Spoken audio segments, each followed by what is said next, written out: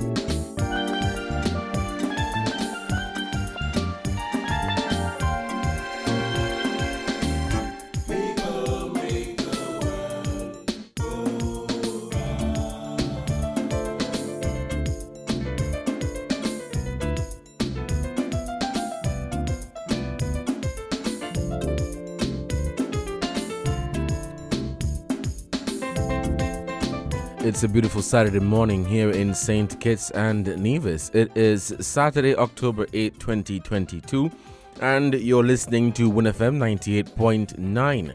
It is 8 minutes past the hour of 11, and this is Inside the News.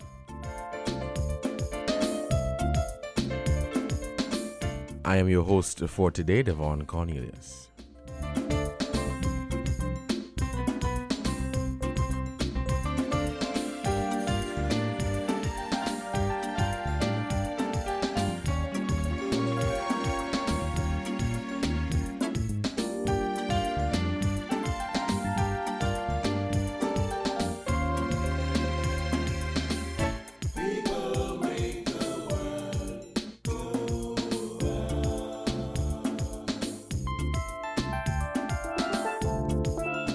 All right, good morning, St. Kitts and Nevis, and welcome to Inside the News here on WinFM 98.9. Thank you so much for tuning in and joining the program today. Those of you, of course, in Radio Land, and those joining via social media, you can check us out on our YouTube channel at Win Media SKN, as well as our Facebook page, Win Media SKN. The numbers to call when we open the phone lines are 466-0989, 762-0989 and 662-0989. those are the numbers to participate in the program today. But this is Inside the News right here on WinFM 98.9. It is 9 minutes past the hour, and today is Saturday, October 8th, 2022. I know we had a long week. For some of us, we had a long week. Others, maybe not. Some of you are happy that the week has ended. You're now using that opportunity to relax, spend time with family, chill out with some of your friends. But Monday is going to be, not to bust your bubble, but Monday is going to be here very soon again. So I hope that you guys have been enjoying your weekend thus far. Saturday and Friday gone, and of course Sunday coming tomorrow. There is just a few things I want to talk about. That took place throughout the week. I think most people have, based on what has been going on and said in the social media, a number of people have been, weighing in and giving their contribution, giving their take on it. And of course, these are some of the things that people have been talking about time and time again. Now, this has to do with the honorariums that the government is looking to pay frontline workers, those, of course, who worked throughout the pandemic, the onset of the pandemic. COVID came in March 2020, and so the government is looking to pay honorariums to frontline workers who worked throughout the COVID-19 pandemic. We're thinking about doctors, nurses, and all those employees at the hospital who were really out there when we had, that comfort of being home and spending time with our family. The Prime Minister said that this is different from overtime, so they're not just going to pay, or they're not paying specifically for overtime, but they're giving you honorariums. Basically, the frontline workers who risked their lives, the frontline workers who were out there ensuring that we were kept safe, will be paid honorariums. It is important to note that people who got honorariums before will not qualify for the payment that the government is seeking to make in their disbursement, and they're planning to do so by the end of October. At least this is what they say. Now, it says that frontline workers in St. Kitts and Nevis are expected to receive honorariums at the end of October 2022 as an appreciation for their dedicated service to the country. And this is during the COVID-19 pandemic. The Prime Minister, who has responsibility for finance, says that the Ministry of Finance has been collecting the data to process the payments of the honorariums. He said, we did some initiatives to relieve the financial burden of the people here in St. Kitts and Nevis for COVID. As you know, we are going to pay the honorarium by the end of this month. The Ministry of Finance is presently collecting the data. They are going through the process for some time now, and so we want to be able to pay that honorarium. That honorarium is being paid to frontline workers. A number of questions have since come. People have been asking questions as it relates to who are frontline workers. How does one qualify or classify, or basically who are frontline workers? Because since that announcement, I'm pretty sure people have been coming forward. People are going to continue to come forward to say that they are frontline workers. And so it begs the question, what data or what information, what process would the Ministry of Finance use to ensure that they're paying those who deserve to be paid, those who are actually frontline workers, those who are actually working? And so it begs that question. The Prime Minister did state that the ministry, that they're collecting the data.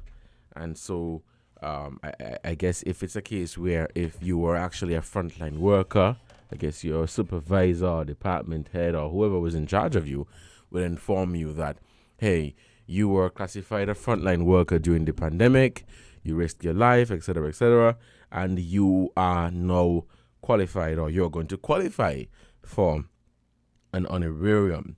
The Prime Minister said it is the duty of the government to compensate the frontline workers, and this is in line with a campaign promise that they made during the election. Dr. Drew explained that the frontline workers, some of whom are living in fear, showed up to work in the best interest of the country. They could have said, "I'm not going to do it," but they showed up in the best interest of the country, and he's saying that their hard work, their dedication must be appreciated. Now, he said you can't really pay them for that risk, but if you can show an appreciation for what they were doing, that would go a long way, Dr. Drew stated. He added, if you were working as a nurse, for example, and you worked overtime, that's overtime. It has nothing to do with your honorarium to say thanks to you for standing up and putting yourself for the country. Now, I would read here something from the Statutory Rules and Orders, SRO. This is number 38 of 2021, Part 2, Section 4. And it sheds some light, or it in a sense would remove any doubt as to who frontline workers are. I'm not sure if a different formula would be used to determine who frontline workers are, but based on this here, it sets out who are deemed frontline, or who are deemed, in this, the wording here is essential. Now, it states that for the purposes of these regulations, an essential worker includes essential officers of the Royal St. Christopher and Nevis Police Force, the St. Christopher and Nevis Defence Force, the Fire and Rescue Services Department, National Emergency Management Agency, and the Nevis Disaster Management Department, the National Emergency Operating Center, the Health Emergency Operating Center, and any other disaster management services, the prisons, correctional facilities, or other similar establishments, any hospital, health care, or medical facility, the Customs Department, the Immigration Department, the Air and Sea Ports Authorities, the essential media personnel of a media house, the Office of the Director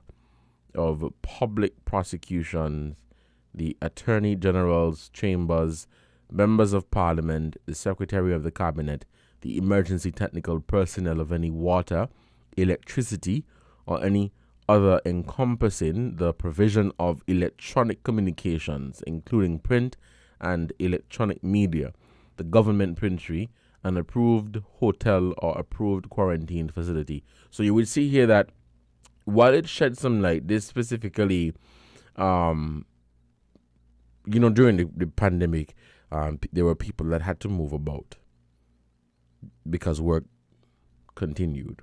Hospitals, nurses, the doctors, for safety and security, the police, defense force people. So these were the people that were deemed essential.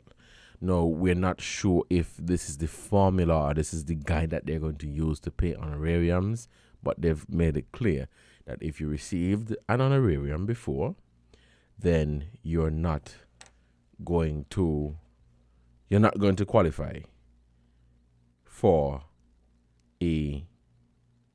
another one. We know during earlier this year when we heard that some members of the task force got their honorariums, that was a really, really, really big thing. It was talked about a lot, especially throughout the campaign. Everybody was wondering, what formula was used. How did one person receive $20,000? How did one person receive $27,000? And in the public's view, in their opinion, they don't believe that they should have gotten an honorarium.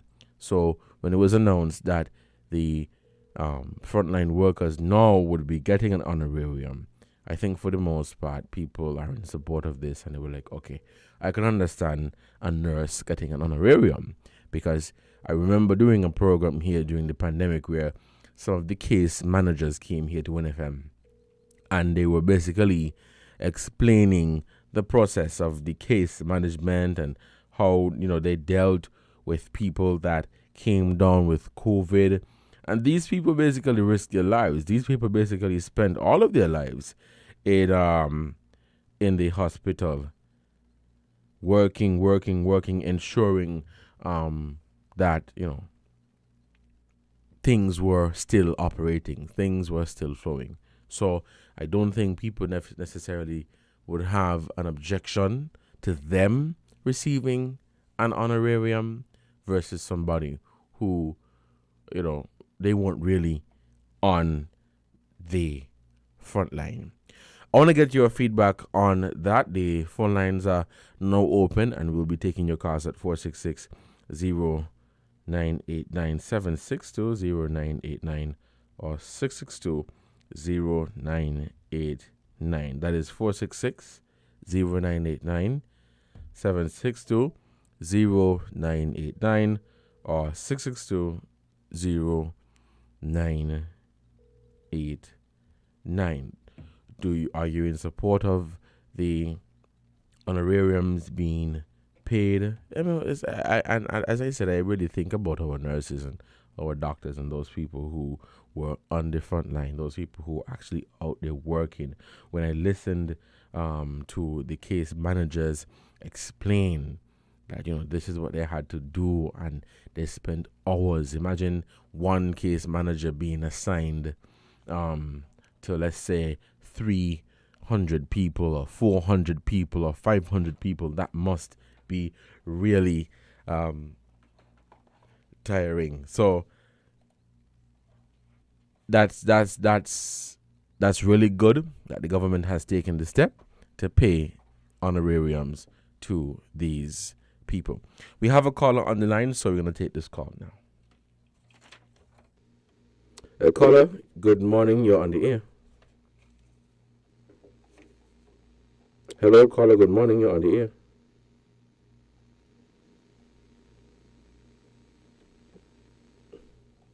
Caller, you hearing me? Okay, we're not getting that caller.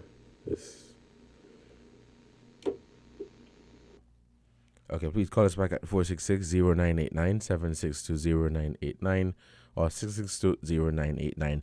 Let's take this quick break and we'll be right back. Buying your medication is easy with City Drug Store's curbside pickup. WhatsApp our certified pharmacist at 662-8769 with your requests. For prescriptions, take a clear photograph and send for review. We will engage you in dialogue and then provide a quotation and link for payment. You can then pay via TDC's online payment portal. And once the transaction is complete, you'll be notified that your pickup is ready. Yes, it's that easy. Send your WhatsApp message to 662-8769 to order your medications today with City Drug Store's curbside pickup service.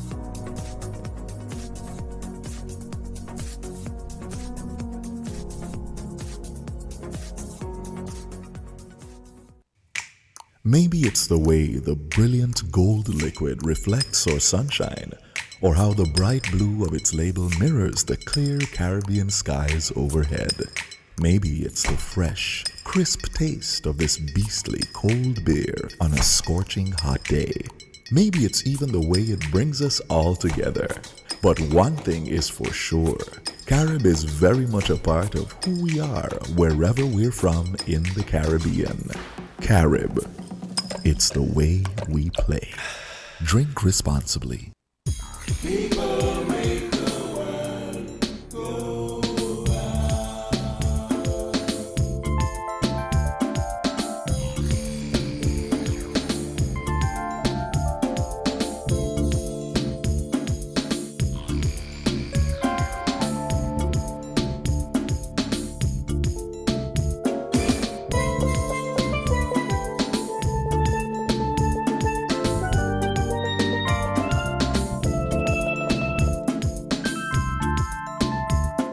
Welcome back to Inside the News. You have a caller on the line. Let's take this call. Caller, good morning. You're on the air.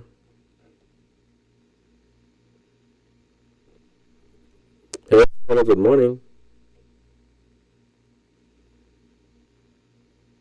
Okay, we're not getting that caller. You can try us at 466-0989 or 762-0989. It is 25 minutes past the hour of 11, and you're tuned into Inside the News here on WinFM 98.9. I'm your host for today, Devon Cornelius. For those of you who are just joining the program, I was talking about the honorarium that will be paid to the frontline workers. As announced by the Prime Minister, they will be seeking to pay this honorarium by the end of the month. Let us take this call.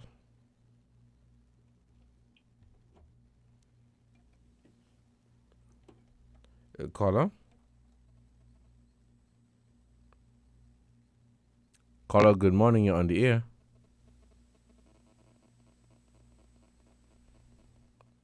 Okay, we're not getting that caller. Yeah, so I was on the topic of the honorariums that the government would be paying to the frontline workers. And for the most part, the feedback on this has been good, where most people are in support of this. A really good move by the administration to honor, particularly, and you know, when I think of the frontline workers, the first set of people that come to my mind are the nurses, especially those who were dealing with the COVID patients. That must have been, I don't even know how to describe it, to be honest with you. But to say that these people will be honored. I mean, you as stated here, you can't necessarily pay people for their risk. I mean, you're risking your life. But finding a way to show your appreciation is really, really good. We know that these nurses, they work overtime. They work really hard. They give their life. They, sacrifice spending time with their family and their friends. They sacrifice their lives, and they're really out there doing what they have to do.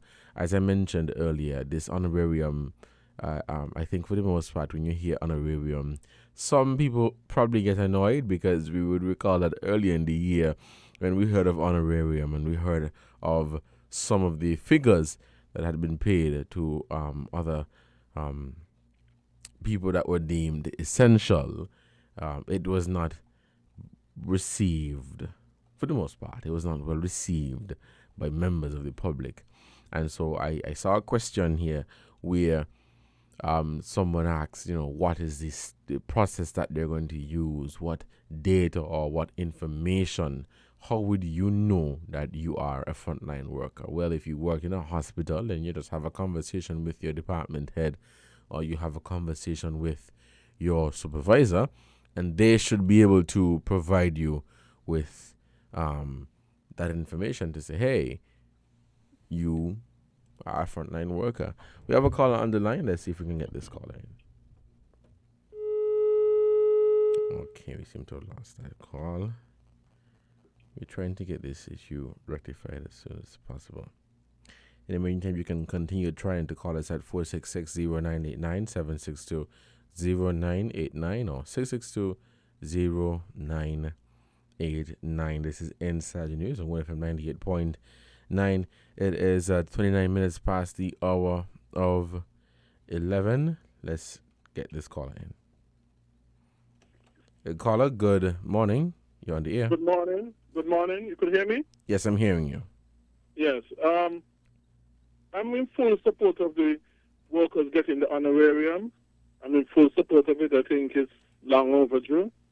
And that is very good to hear that they are going to get it. And I hope and pray that everything go on schedule, because they're supposed to be getting it by the end of this month. So that sounds very good, and I hope everything go as promised and as hoped for. But I must say this, though. I think the COVID, and I fully believe, and I'm not just saying it from thin air, I'm saying based upon the research and reading and so that I've done, that the COVID was very, very, the danger of it. It was a very serious sickness, was very serious, but the danger of it was very much overblown. And people were put in fear unjustifiably and wrongly. People were made to panic unjustifiably and wrongly due to the overhyping of the dangerousness of the COVID. The COVID could have been ended long time ago if governments were allowing doctors to prescribe such thing as ivermectin, hydroxychloroquine, and that sort of stuff. Which studies have been showing, even peer-reviewed studies have been showing, that these things are very, very effective in helping people to very quickly overcome COVID, especially when applied early as an early treatment and as a preventative treatment as well. So I would like to say those two things, but with all due respect, the dangerousness of the COVID was very, very much overblown, and I think it was overblown a whole lot to sell vaccine and that sort of stuff by big pharma. And studies have shown now, but research have shown now that the U.S. government and so on have paid the media and that sort of stuff to hype up the COVID and to censor those who were opposing voices, where they oppose the overhyping of the dangerousness of the COVID, and a lot of stuff, a lot of bubble went on by big pharma and the governments that they were colluding with, especially the U.S. government and the English government. Thank you very much. All right, thank you, caller, for your contribution to this program. It is 11:31, and the phone lines are open. We're taking your calls at 466-0989, 762-0989, or 662-0989. We're on the topic of the honorariums that the government is seeking to pay, or will be paying at the end of the month to frontline workers. Frontline workers are those who worked throughout the COVID-19 pandemic, the height of the pandemic, those who were really out there while we were home enjoying, let me not say enjoying, because some of us did not really enjoy being on lockdown for quite some time. Yes, it may have been for our safety, but I don't think we really enjoyed being home all this time, weeks in lockdown and all of that. But yes, honorariums to frontline workers will be paid at the end of the month, as announced by the Prime Minister.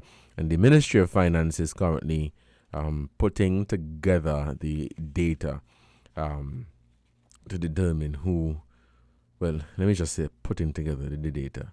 As I said, if you have reason to believe that you were considered a frontline worker, then you speak with your department head or supervisor. Let's head back to the phone lines. We'll take this call.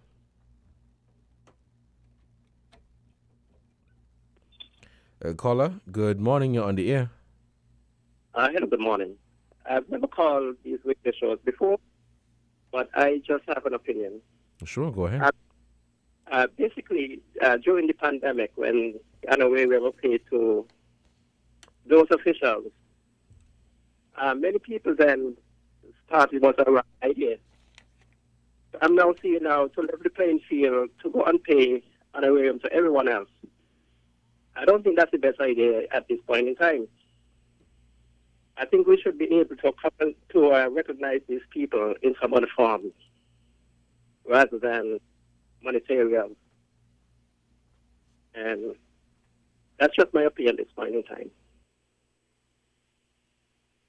All right. Thank you, caller, so much for your contribution. I'm not sure if it's for everyone who will be qualifying for the honorarium, but again, I don't know what formula they're going to use. Let's head back to the phone lines and we'll take this other caller. Caller, good morning. You're on the air. Hello, caller, good morning. You're on the air. All right. You can call us at 762-0989. That is the number that is working right now. We'll take this break and we'll be right back. TDC Financial Services. We're here for you to help you make your dreams come true. Whether your needs are big or small, we'll support you with them all. TDC Financial Services. We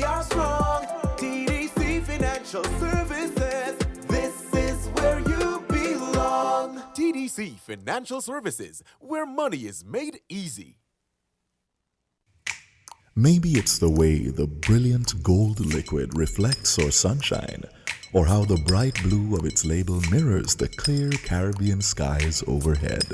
Maybe it's the fresh, crisp taste of this beastly cold beer on a scorching hot day. Maybe it's even the way it brings us all together. But one thing is for sure, Carib is very much a part of who we are wherever we're from in the Caribbean. Carib. It's the way we play. Drink responsibly. People make the world go round. Welcome back to Inside the News here on WinFM 98.9. It is 11:35. Thank you so much for joining the program, and those of you who have been giving your contribution. For those of you who are just tuning in, we're on the topic of the honorariums that the government is seeking to pay to frontline workers. One caller is in agreement with the government making that step. Another believes that, perhaps try something else to honor them or appreciate them for their work. We have a caller on the line. Let's head back to the phone lines. Caller, you're on the air. Good morning. Good morning, sir. Good morning. How are you doing today? Oh, not so bad for my age, sir. Awesome. Yeah, and good morning to the listeners home, and I'm Kyle Brown here. Well, first, I have to say, your last caller, as one of the frontline workers, I have to disagree with him because he didn't even make a suggestion which other way the frontline workers could be compensated. You see, if he had worked on the front line when the pandemic was real hot, right, he would have understood and he would have agreed with the compensation that we are getting. How he ain't disagree with Miss Wendy Fitz and Avia Samuel and all those other people who got 27,000 and 20,000 and all kind of other thousand, and they did not such a patient. When we were in the heat of the battle, right? That wasn't like when they send you to war and you're on the front line and all you have is M16 and all the other people got machine gun and Gatling gun and thing, and you have to be running up to those bullets. That's how that war was. You hear what they call it? A war. And that's what we was in. You see, he didn't got no chance where he had to put on 6 and 8 astronaut suit at night time because those suits look like astronaut suit. And he been in them for 10 minutes and more, and we're wearing those suits. Every part of your garment was wet down with sweat. So he will understand. So he could say that. I was on the front line. I faced that. And he been on the front line where he had to be pushing and hustling with people's family who are near to death. So he could say that. Right? And if he were on the front line, if he would understand to know how many lives that we have saved, he would agree for us to get that honorarium. So, what you should have asked him, what other way suggestion you have that the frontline workers could be compensated? He never did when many of our staff got the same disease that we are fighting and got sick and we have to look after our own staff. You see, he in the heat of the battle, so he could say that. Right? And when the end of this month, according to the alleged that we are hearing, let's report that at the end of this month, it will say, when we look at it, we will see and we will decide if that is satisfactory and that is some real form of compensation to us who fought the battle, who was taking the bullets them head on, while our comrades falling side us. Let us call it wounded, and we have to look after your family, look after our comrades. It was a real war.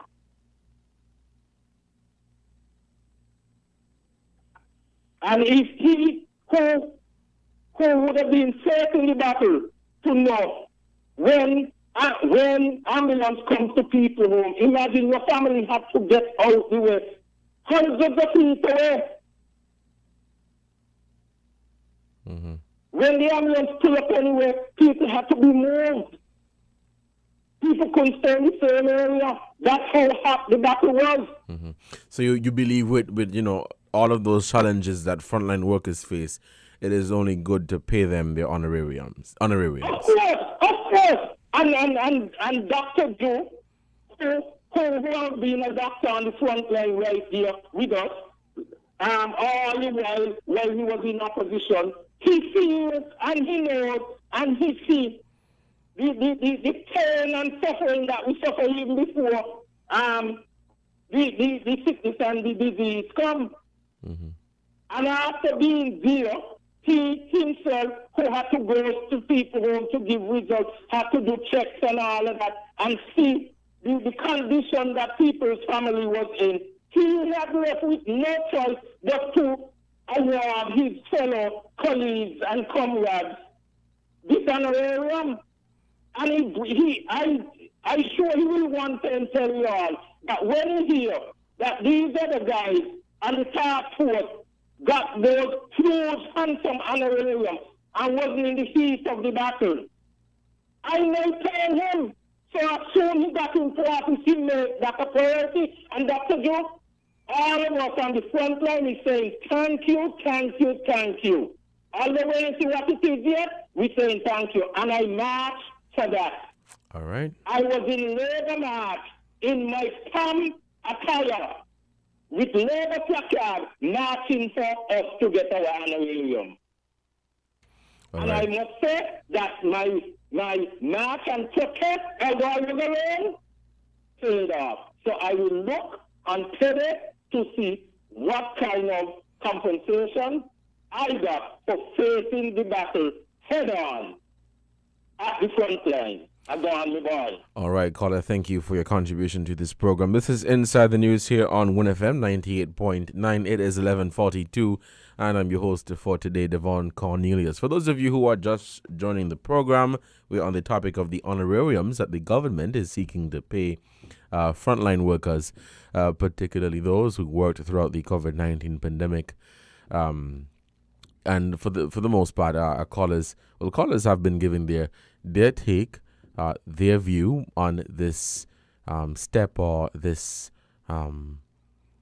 move by the government. We have a caller. Let's head back to the phone lines. Caller, you're on the air. Good morning. Hello, caller. Good morning. You're on the air. All right, we're not getting that caller. Please try to call us at 46. Call us at 762. 0989 762 0989. We're getting callers through there. So yes, people have been giving their take. Callers are in favor of the decision by the government. Another caller is suggesting that instead of a monetary appreciation, perhaps try something different. I could understand what that caller is saying as well. So in when we look at the honorariums that were paid to the members of the National COVID-19 Task Force earlier this year, that had really upset a lot of people in the public. And there was some strong public debate going on around, on what grounds and what formula did they use to pay those honorariums. And so I gather from that caller is that because of that, perhaps you just don't want to go and pay some more money. Maybe find a different way to compensate them or to show their appreciation. However, the recent caller, I know that caller, being a frontline worker, they were the ones who were actually there. So he was in the kitchen, he felt the heat. And so based on his experience and the experience of his other work colleagues, he believes that an honorarium is good. We have a caller on the line. Let's head back to the phone lines. Caller, you're on the air. Good morning. Good morning, Devon. And how you do today? I'm doing great. Awesome. Good to hear. Devon, I'm here and I listen to Carl Brown, and take nothing away from the frontline workers. If I may say this, COVID has changed the lives of many of us. Now, I have worked in the tourism industry. I was out of work for almost 2 years. And let me repeat this, Devon. Take nothing away from the frontline workers.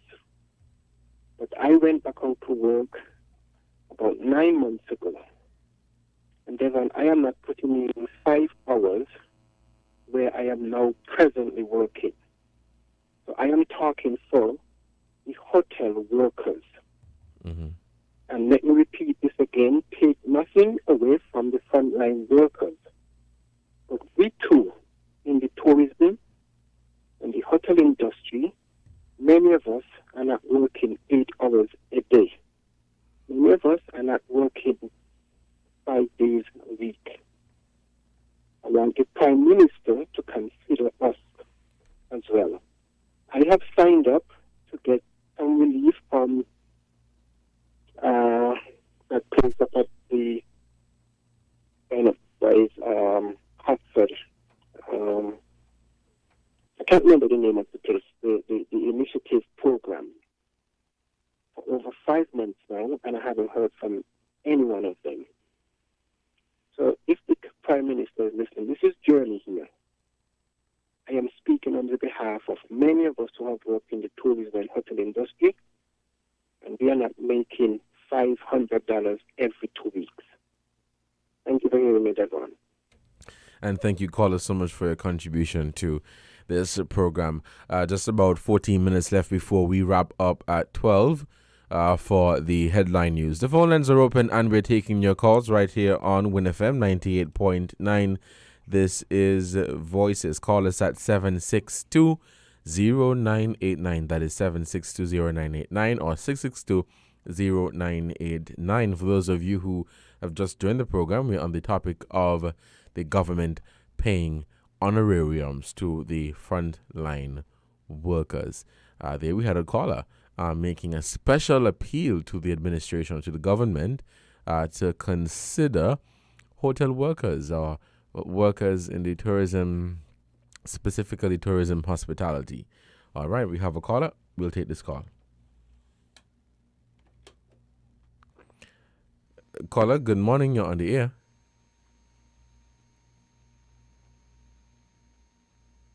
All right, we're not getting that caller. All right, we're not getting that caller. Please call us back at 762-0989. That is 762-0989. We'll take this break, and when we come back, we'll take some more calls. If you need protection, you need one who you can trust to secure your investment. You need one who'll do you just. TDC Insurance, you're the one that you can trust. TDC Insurance, you're always safe with us. TDC Insurance is your go-to insurance company for all your insurance needs. We take pride in offering you the best solutions and ensuring our customers are fully satisfied. TDC Insurance, we take good care of you, guaranteeing you peace of mind. You're always safe with us.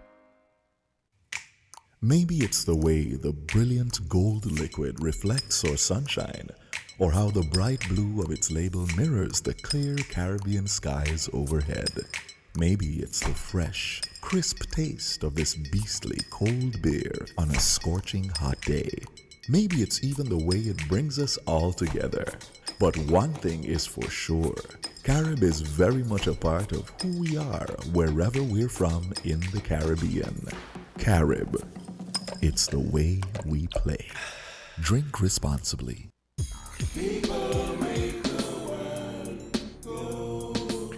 And this is Inside the News here on WinFM 98.9.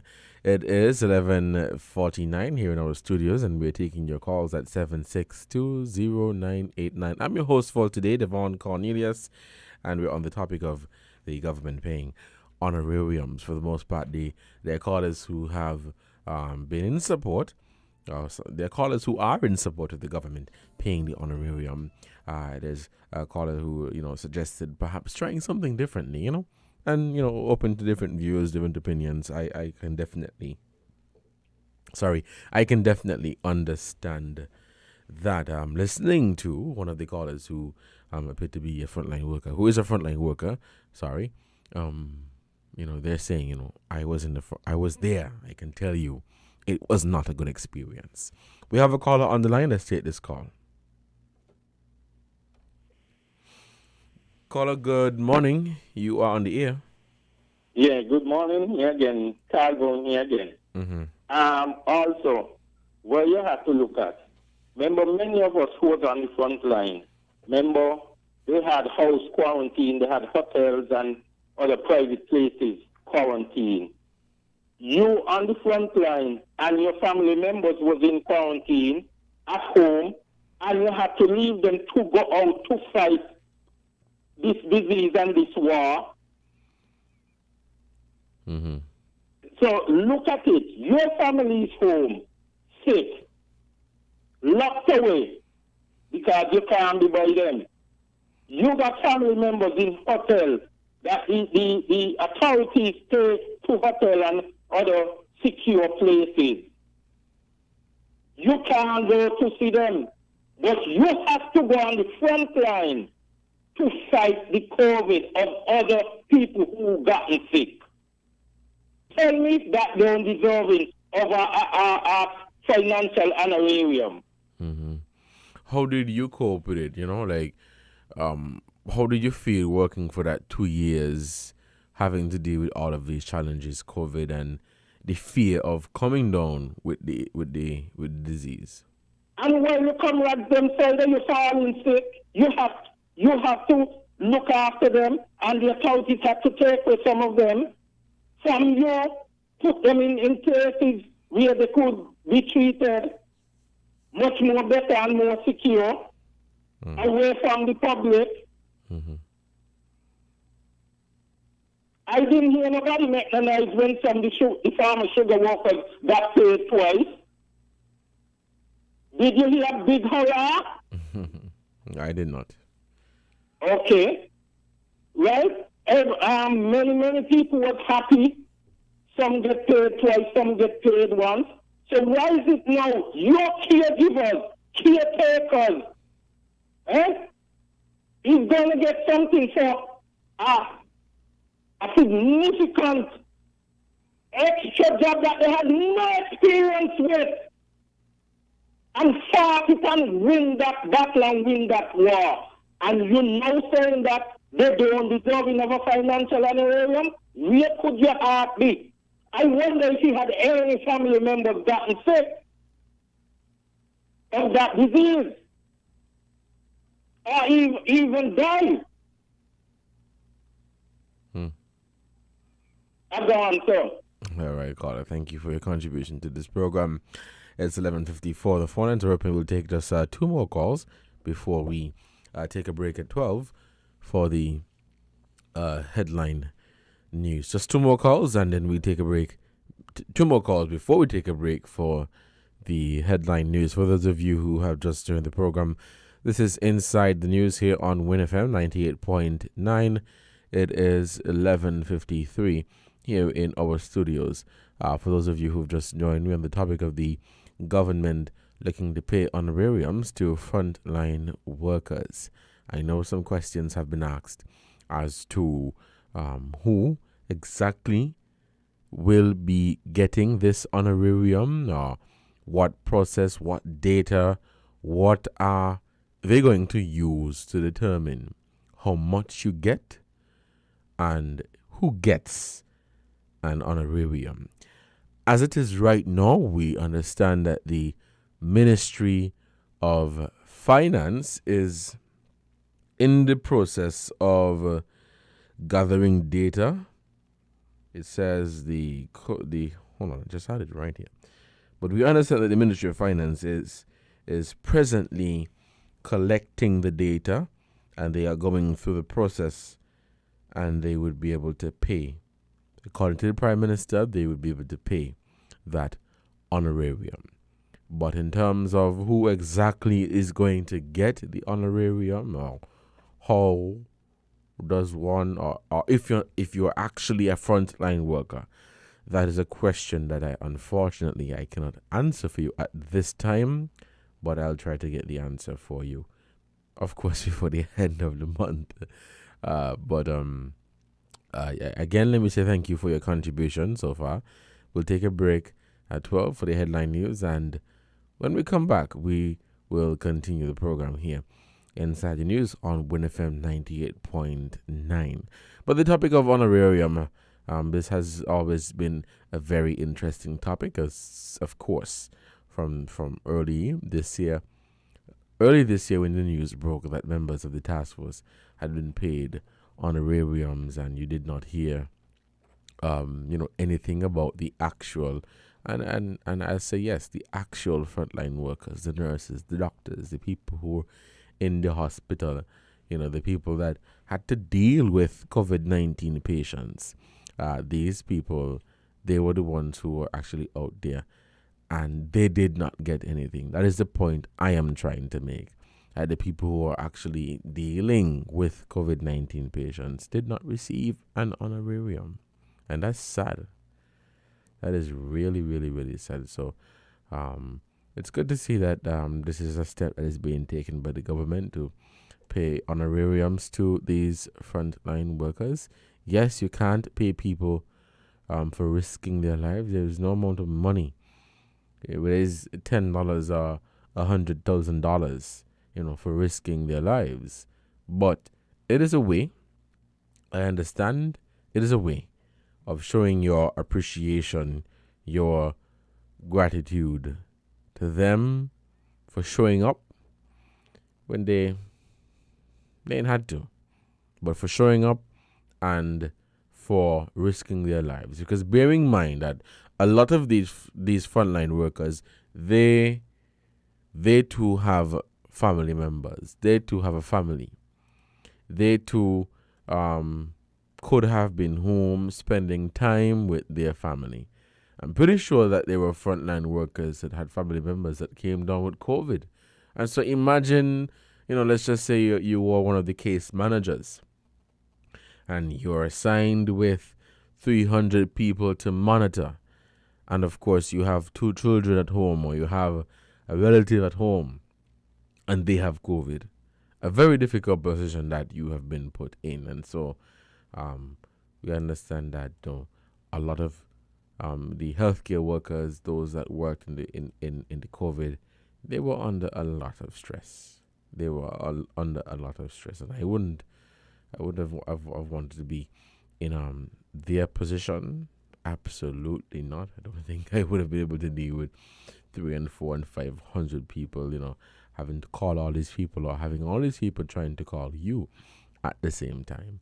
So, kudos to them, and thank you so much for making that sacrifice. Because again, this is not something that you had to do. This is something that you did, in service of your country, in service of the people of St. Kitts and Nevis. You went out there and you did what you had to do. So it's really good to see that they are being appreciated. Let me say that. It's really good to see that they are being appreciated for their hard work and their dedication towards that. Just a minute left before we wrap up for the headline news. And as I said, there's a quick recap. Government looking to pay honorariums, or frontline workers rather, to receive honorariums by end of October. And this is according to the Prime Minister and Minister of Finance, Dr. Terence Drew. He says that the Ministry of Finance is presently collecting the data, and they would be able to pay, or to make that payment rather, by the end of the month. And this is a way to show appreciation to all frontline workers, those who risk their lives, those who are out there working during the onset of the pandemic. COVID-19, I would say, in St. Kitts and Nevis I would say it is behind us. We are moving forward. We have reopened. The country is now open. Businesses are bouncing back, and so people are really happy that we are no longer locked down or no longer have these ridiculous mask mandate. Because for me, I really didn't like this mask mandate up until recently. I understood it was necessary during the height of the pandemic, but there's still businesses asking you to wear a mask to come into their business place. But yes, we'll take this break now for the headline news, and when we come back, we'll continue inside the news right here on WinFM 98.9. Stick and stay. We'll be right back. I've been your host for the first hour, Devon Cornelius. Let's take this break for the headline news, and we'll be right back.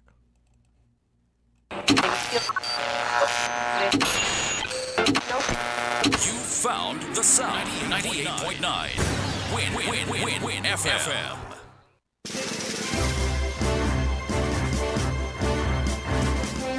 We now bring you the headline news. The headline news is brought to you by Caribbean Alliance, The Grange, KDP Enterprises, Carib Brewery, and the ICDF Taiwan Technical Mission.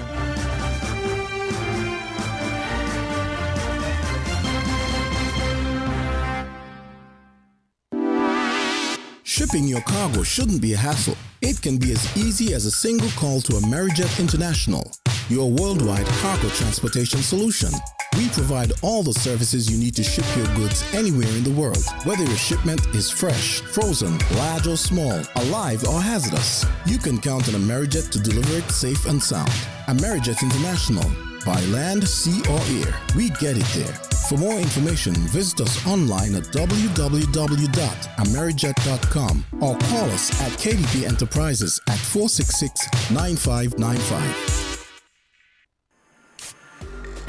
With over a century of perfection behind the Mackeson name, a smooth blend with perfect balance and richness, it's no wonder Mackeson Triple Stout has a legacy of perfection. Enjoyed the world over. Introducing our new look with the same great taste. Mackeson. All hail the king. Please drink responsibly. Did you know that the Grange Healthcare Facility is the first purpose-built, non-governmental healthcare organization on St. Kitts? It's situated at Otley's, 7 miles east of Basseterre in beautifully landscaped surroundings. The Grange has a team of highly trained professionals and provides care that's rated as being comparable with UK and North American standards. The Grange offers varied accommodations to suit your individual needs, and our all-inclusive packages make the cost of care per hour the most competitive on the island. Services include convalescent care for all ages, daycare facilities for older adults, rehabilitation services, and training and continuing education for healthcare providers. For more information, call 466-5525 or 465-8020. Fax 466-8221 or email thegrangehealth@gmail.com or visit our website at www.grangehealthcarefacility.com. Protect your lifestyle with Caribbean Alliance Insurance. Dealing well with a local reputation and service for second to none. Securing you is our mission. People that you can trust, your business property, we got you covered. Motor or personal, whatever it is, we got you covered. 130 years in this business, we've got you covered. For all your insurance needs, visit or call us at 465-2631 or 469-5303. Delia Walwyn, people you can trust. Think before you bin it. There can be some use in it. The St. Kitts and Nevis Solid Waste Management, in collaboration with Taiwan ICDF Technical Mission and the Department of Environment, presents Let's Recycle. We are encouraging all residential homes, commercial businesses, and schools to bring along your plastic bottles, metal cans, and aluminum cans, ready for an opportunity to win big. From 9 a.m. to 5 p.m. every second and fourth Tuesday each month at the following locations in St. Kitts: the Connery Roundabout, every first and third Tuesday at Buckley's parking lot in front of Best Buy, and the last Saturday of each month in Date Bay. In Nevis, every second and fourth Friday of each month at Delta Petroleum, Ex-Petrol in Camps, Big Six in Gingerland, and Old Artisan Village in Charlestown. But wait, that's not all. £1 equals 1 point. So bring your recyclables and build up your points for a chance to win stainless steel thermal bottle, flatware set, and much more. To learn more about the recycling project, do visit our Facebook page at Let's Recycle in St. Kitts and Nevis, or contact us at 465-2372. The choice is yours. Save it or waste it. You are the difference. Reduce, reuse, recycle.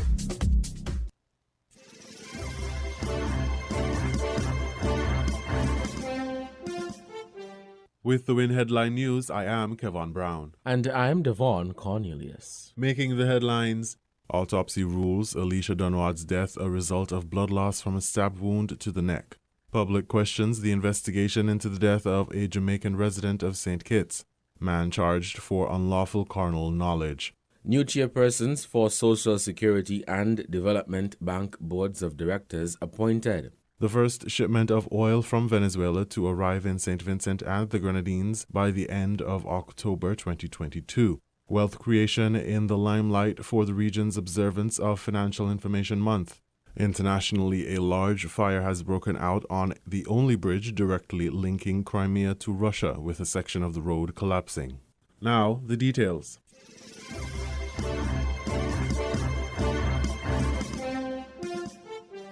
According to the autopsy performed on the body of 20-year-old Alicia Dunwad of Sprott Street, Bastille, the young woman died as a result of hypovolemic shock, severe blood loss, due to the section of the left clavian artery, an artery on the left side of the neck-shoulder area, being punctured as a consequence of a stab wound to the left supraclavicular fossa, the area between the collarbone and the shoulder. Resident pathologist Dr. Adrian Nunez performed the autopsy on October 7, 2022. Dunwad was stabbed on Monday afternoon, October 3rd, during an altercation with 20-year-old D'Angelo Berridge along Central Street, Bastille. The police responded to an emergency call sometime after 3 p.m. on October 3rd, stating that a young woman had been stabbed and needed assistance.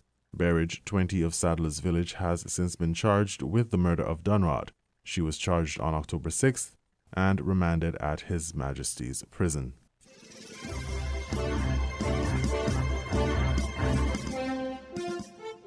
Questions have been raised about the case involving the death of 36-year-old Okino Wellington, who was fatally wounded during an incident at Cat Path, Sandy Point.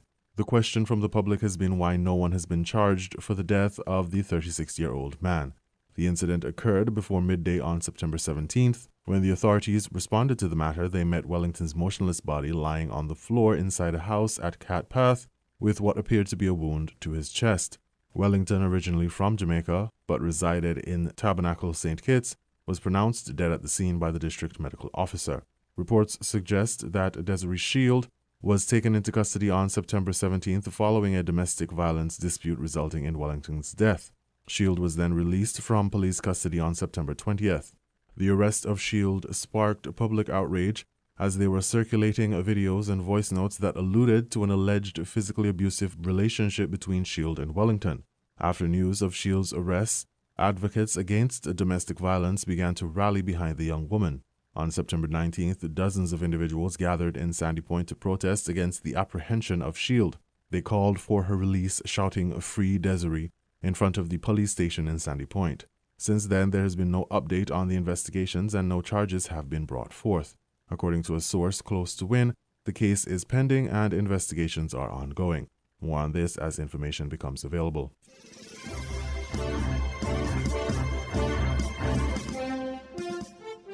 The police have stated that they have formally arrested and charged a man from District A for the offense of unlawful carnal knowledge committed between May 1st and 31st, 2022. The man was charged on October 6th and is currently in police custody.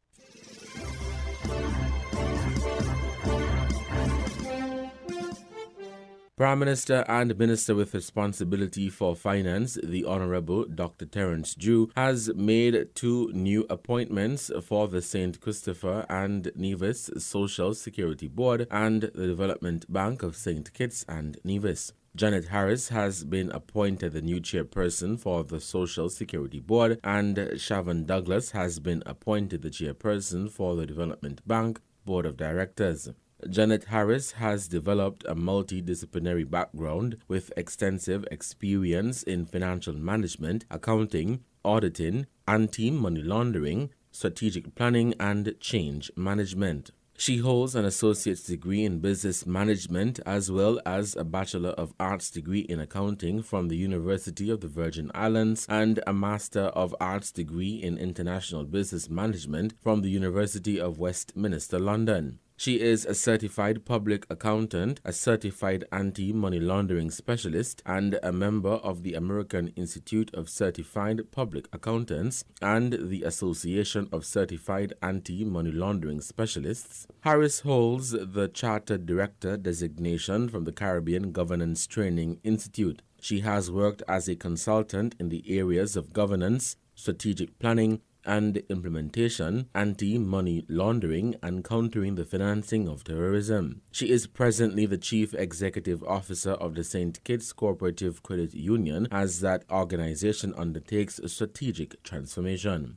As a central banker for 18 years, the Director of Fiscal Affairs and Financial Secretary to the Government of St. Kitts and Nevis over a period of 10 years, Harris was able to successfully apprehend the inner workings of the financial sector and government and make a profound impact. Shavon Douglas is an analytical and detail-oriented professional with comprehensive experience enabling informed decision-making through robust financial planning and analysis. He is competent at tracking data and information to propose best possible recommendations for vision-driven strategic planning.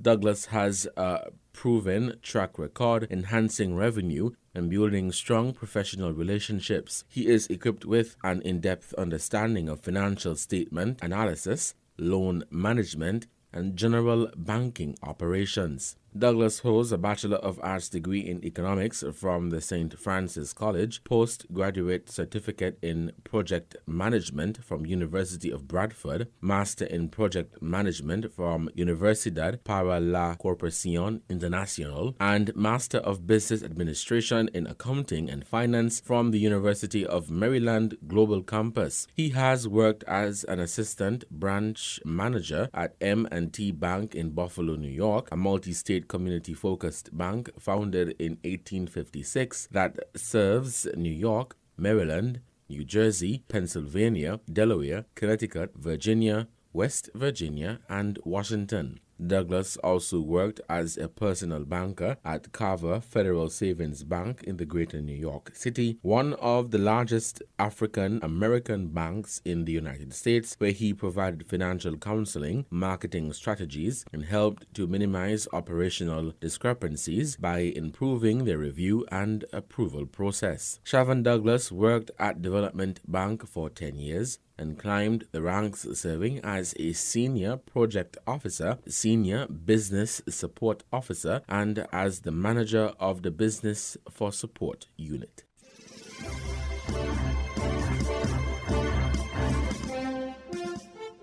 In regional news, the first shipment of oil from Venezuela to arrive in St. Vincent and the Grenadines by the end of October 2022. SVG TV News has the details. The first shipment of approximately 23,000 barrels of oil is scheduled to arrive in this country by the end of this month under the Petro-Caribbean Agreement. This is according to Prime Minister Dr. Ralph Gonsalves during a news conference on Tuesday, noting that the logistics are currently being finalized with the St. Vincent Electricity Services Limited, VINLEC, in terms of storage capacity. Assuming everything goes to plan, sometime before the end of this month, it should have been in September, but there are a number of logistical issues, but sometime before the end of this month, we should be seeing the first shipment of diesel back with the resumption of the Petro-Caribbean Agreement. And I've been in touch with persons from Petro-Caribbean here, the former permanent secretary in the Ministry of National Security, who's still on the board of the company, the local company, Mr. Godfred Pompey. It may be up to 23,000 barrels, that particular shipment. They're working out the logistics with the storage and with Vinlec and the like. PM Gonzalez said in his recent meeting with the Venezuela foreign minister in the Ministry of Foreign Affairs, certain arrangements and commitments were made earlier, that is, this year, are still being fulfilled. In terms of other commitments, including shipments of the fertilizer urea, as well as asphalt, Dr. Gonzalez said it is a question of shipping arrangements, and specialized shipping has to be organized to bring the asphalt. To get a specialized ship to bring the asphalt.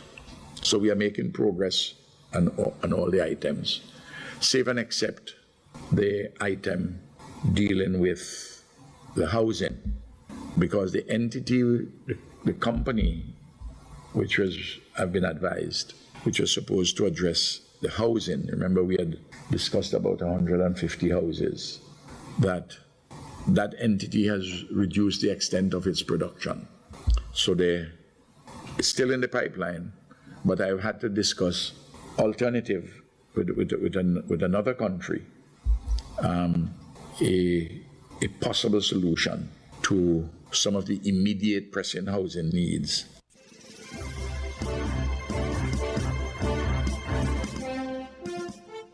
Wealth creation in the limelight for the region's observance of Financial Information Month.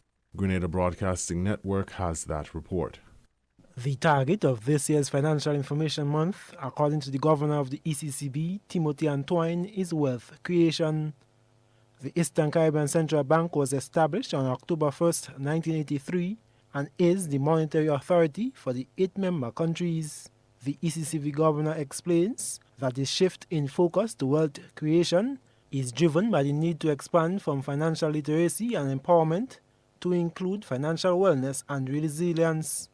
And if you reflect for a moment, I think you will agree that wealth creation can be a pathway to financial resilience. That's where I'm going with that. Wealth creation is an important pathway to financial resilience.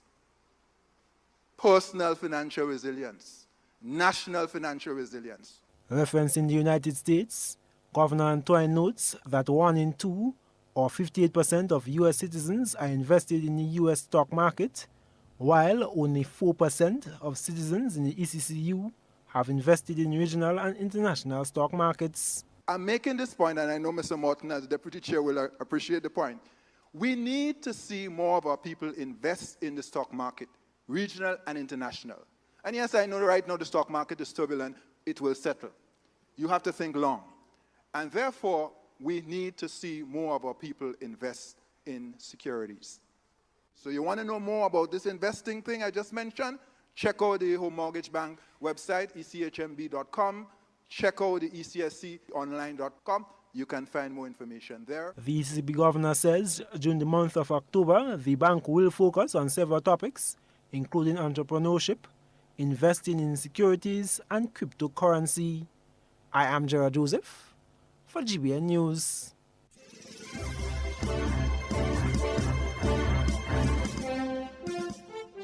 We now bring you these international reports. The rail bridge connecting occupied Crimea to Russia is on fire. The road bridge next to it has collapsed. Images widely shared on social media show a train on the Kerch rail bridge engulfed in flames. The cause of the damage is still unclear. Well, the bridge across the Kerch Strait was opened by President Putin in 2018, 4 years after Moscow illegally annexed Crimea. It was a key target for Ukrainian forces. Ukraine hasn't commented on the fire yet, though.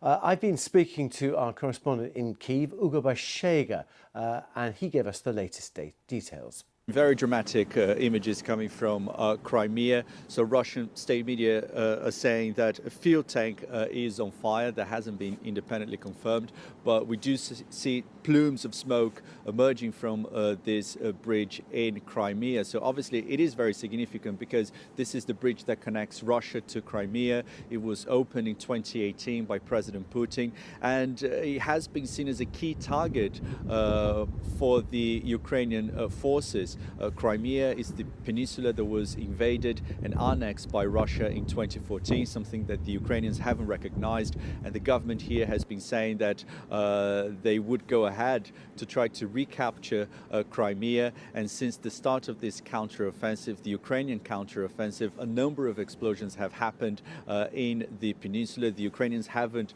said they were behind those explosions, but I'm pretty sure that the speculation today would be that the Ukrainians are involved in a possible attack targeting this bridge. We don't know that yet. So far, the Russian state media have been saying that a fuel tank is on fire, but obviously very significant that this is happening in Crimea today.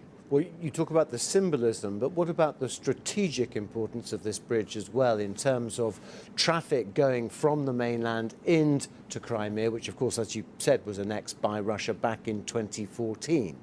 Yeah, not only that, the bridge is used by Russia to move military equipment from Russia to Crimea and then to be used in Ukraine, especially in the regions of Kherson and Zaporizhia, these two southern regions in Ukraine that President Putin said Russia was annexing, so regions that Russia now sees as part of Russia. So very significant in terms of the symbolism, as you say, but also because of the strategic importance of this bridge for the Russians in this war in terms of the logistics and in terms of the military equipment that is moved from Russia to Crimea to be used in Ukraine.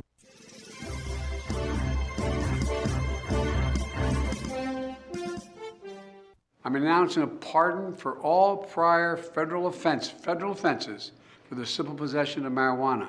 U.S. President Joe Biden's decision to pardon prior federal convictions of simple marijuana possession fulfills a campaign promise ahead of the November midterm elections and sent share prices of marijuana businesses soaring.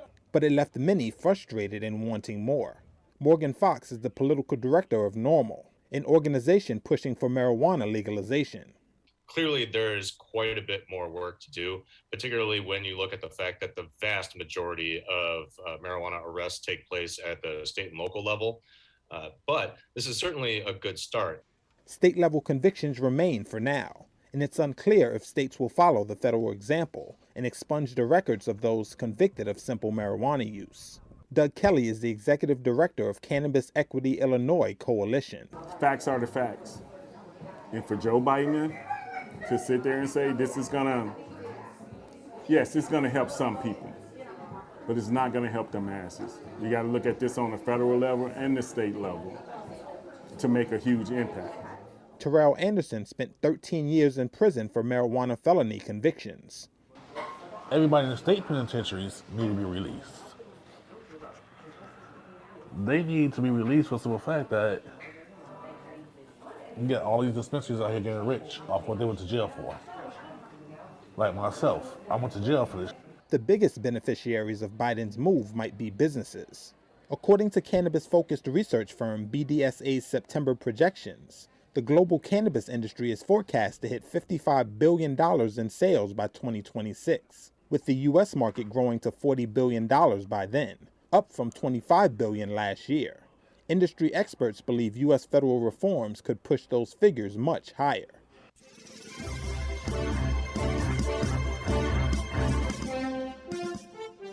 I am Olav Njølstad, the director of the Norwegian Nobel Institute in Oslo.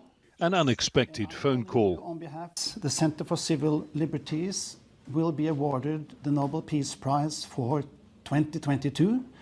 Received in the Ukrainian capital Kiev with what activists later described as delightful shock. It's great. Thank you. The Center for Civil Liberties was founded in 2007 to advance human rights and democracy in Ukraine, never imagining they would one day promote accountability for Russian war crimes in their country, much less become joint recipients of the Nobel Peace Prize. And in Moscow, the prize will have come as a welcome boost to the now banned human rights group Memorial, founded to commemorate Soviet-era abuses and, more recently, in Vladimir Putin's Russia. This is a sign that our work, whether it is recognized by Russian authorities or not. It is important. It is important for the world. It is important for people in Russia. The third recipient is Alice Bialyatsky, a human rights campaigner for decades in Belarus.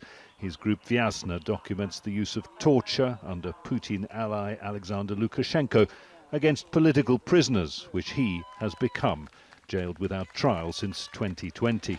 This year's Peace Prize is awarded to...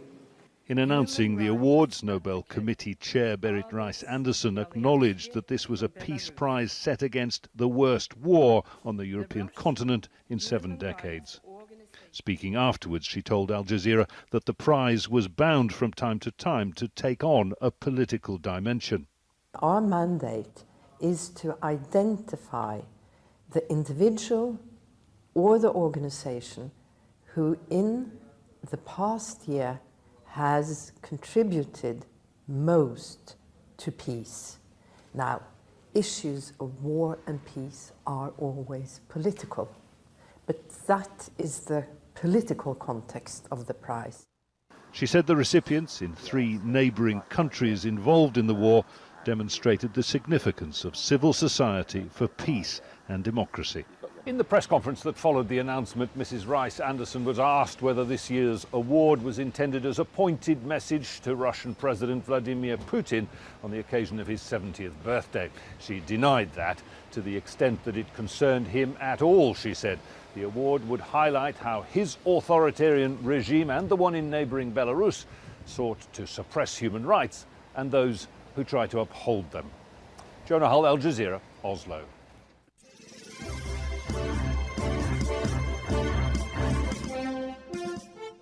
You were listening to the WinFM headline news on 98.9. Our top stories were: autopsy rules Alicia Dunwad's death a result of blood loss from a stab wound to the neck. Public questions the investigation into the death of a Jamaican resident of St. Kitts. Man charged for unlawful carnal knowledge. New chairpersons for Social Security and Development Bank Boards of Directors appointed. The first shipment of oil from Venezuela to arrive in St. Vincent and the Grenadines by the end of October 2022. Wealth creation in the limelight for the region's observance of Financial Information Month. Internationally, a large fire has broken out on the only bridge directly linking Crimea to Russia, with a section of the road collapsing. Thank you for listening.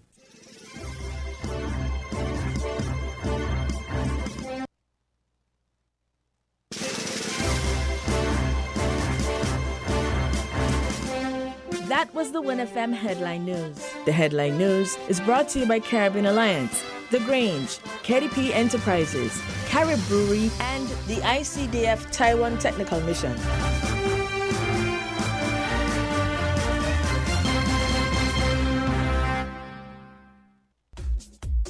Think before you bin it. There can be some use in it. The Nevis Solid Waste Management Authority, in collaboration with Taiwan ICDF Technical Mission and the Department of Environment, presents Let's Recycle. We're encouraging all residential homes, commercial businesses, and schools to bring along your plastic bottles, metal cans, and aluminum cans, ready for an opportunity to win big.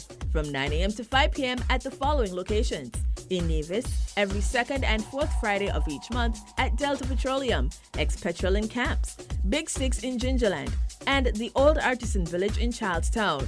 In St. Kitts, every second and fourth Tuesday at the Connery Roundabout, every first and third Tuesday at Buckley's parking lot in front of Best Buy, and the last Saturday of each month in Dieppe Bay. But wait, that's not all. 1 pound equals 1 point. So bring your recyclables and build up your points for a chance to win stainless steel thermal bottles, flatware, and much more.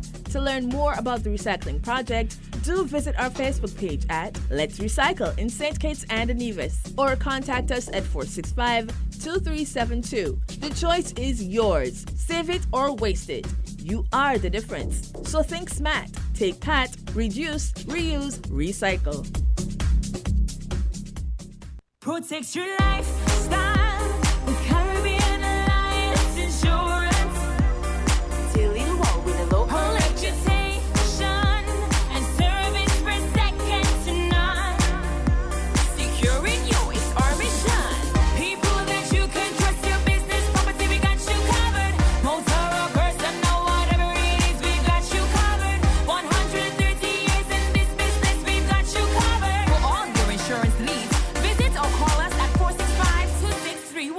or 469-5303. Delia Walwyn, people you can trust. Did you know that the Grange Healthcare Facility is the first purpose-built, non-governmental healthcare organization on St. Kitts? It's situated at Otley's, 7 miles east of Basseterre in beautifully landscaped surroundings. The Grange has a team of highly trained professionals and provides care that's rated as being comparable with UK and North American standards. The Grange offers varied accommodations to suit your individual needs, and our all-inclusive packages make the cost of care per hour the most competitive on the island. Services include convalescent care for all ages, daycare facilities for older adults, rehabilitation services, and training and continuing education for healthcare providers. For more information, call 466-5525 or 465-8020. Fax 466-8221 or email thegrangehealth@gmail.com or visit our website at www.grangehealthcarefacility.com. Maybe it's the way the brilliant gold liquid reflects our sunshine, or how the bright blue of its label mirrors the clear Caribbean skies overhead. Maybe it's the fresh, crisp taste of this beastly cold beer on a scorching hot day. Maybe it's even the way it brings us all together. But one thing is for sure, Carib is very much a part of who we are wherever we're from in the Caribbean. Carib, it's the way we play. Drink responsibly.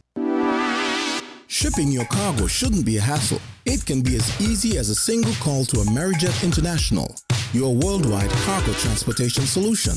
We provide all the services you need to ship your goods anywhere in the world, whether your shipment is fresh, frozen, large or small, alive or hazardous. You can count on Amerijet to deliver it safe and sound. Amerijet International, by land, sea or air, we get it there.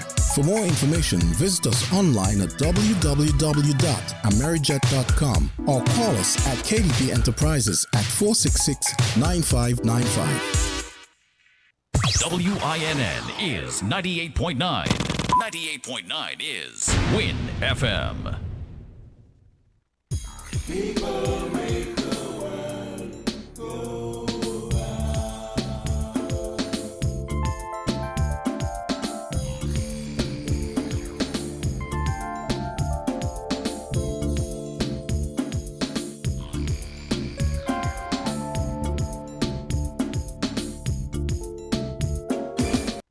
Buying your medication is easy with City Drugstore's curbside pickup. WhatsApp our certified pharmacist at 662-8769 with your requests. For prescriptions, take a clear photograph and send for review. We will engage you in dialogue and then provide a quotation and link for payment. You can then pay via TDC's online payment portal. And once the transaction is complete, you'll be notified that your pickup is ready.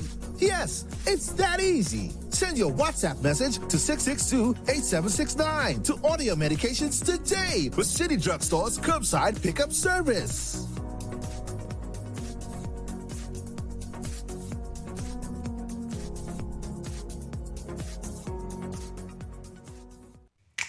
Maybe it's the way the brilliant gold liquid reflects our sunshine, or how the bright blue of its label mirrors the clear Caribbean skies overhead. Maybe it's the fresh, crisp taste of this beastly cold beer on a scorching hot day. Maybe it's even the way it brings us all together. But one thing is for sure, Carib is very much a part of who we are wherever we're from in the Caribbean. Carib, it's the way we play. Drink responsibly. People make the world go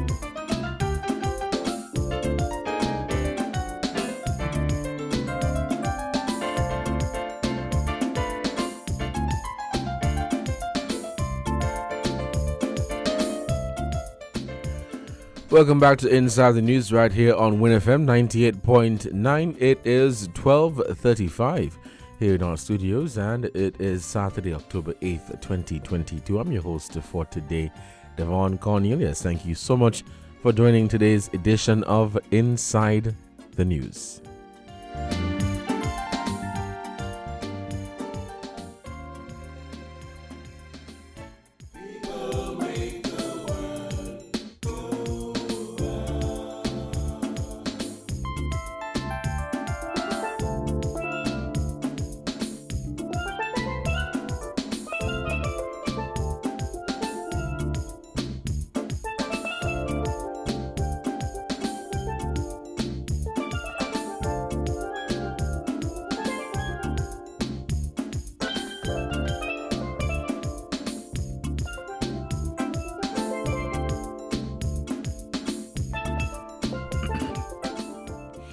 All right, welcome back to Inside the News right here on WinFM 98.9. I want to use the next 5 minutes, or maybe less, to just share some information with you that I think would be useful and that you may appreciate. Now, I think most of you have heard this news item before. Nevertheless, it's quite short, and I'll read it for you again. It says the police have formally arrested and charged a man from District A for the offense of unlawful carnal knowledge, which was committed between May 1st and 31st, 2022. He was charged on October 6th, 2022, and is currently in police custody. Since this announcement by the police, people are outraged and are wondering why the police have not named the man and all of that. I'm pretty sure this has been explained time and time and time and time again as to what the law says and as to why the police do not, as to why they don't name the accused, and as to why they don't name the victims. Now, I have here with me 2 acts that I would want to read for you, just so that you have a better understanding of the situation. The Criminal Law Act, or the Criminal Law Amendment Act, it speaks to defilement of girl under 14 years. It says any person who attempts to have unlawful carnal knowledge, which is basically forbidden sexual intercourse, of any girl under the age of 14 years commits an offense and shall be liable on conviction to imprisonment for a term not exceeding 5 years with or without hard labor. Then the offense is against the Person Act. In Section 46, it speaks to rape.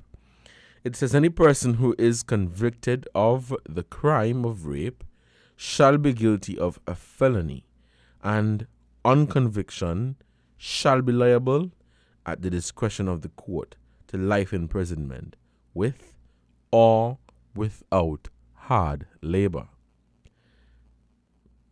Anonymity of complainant.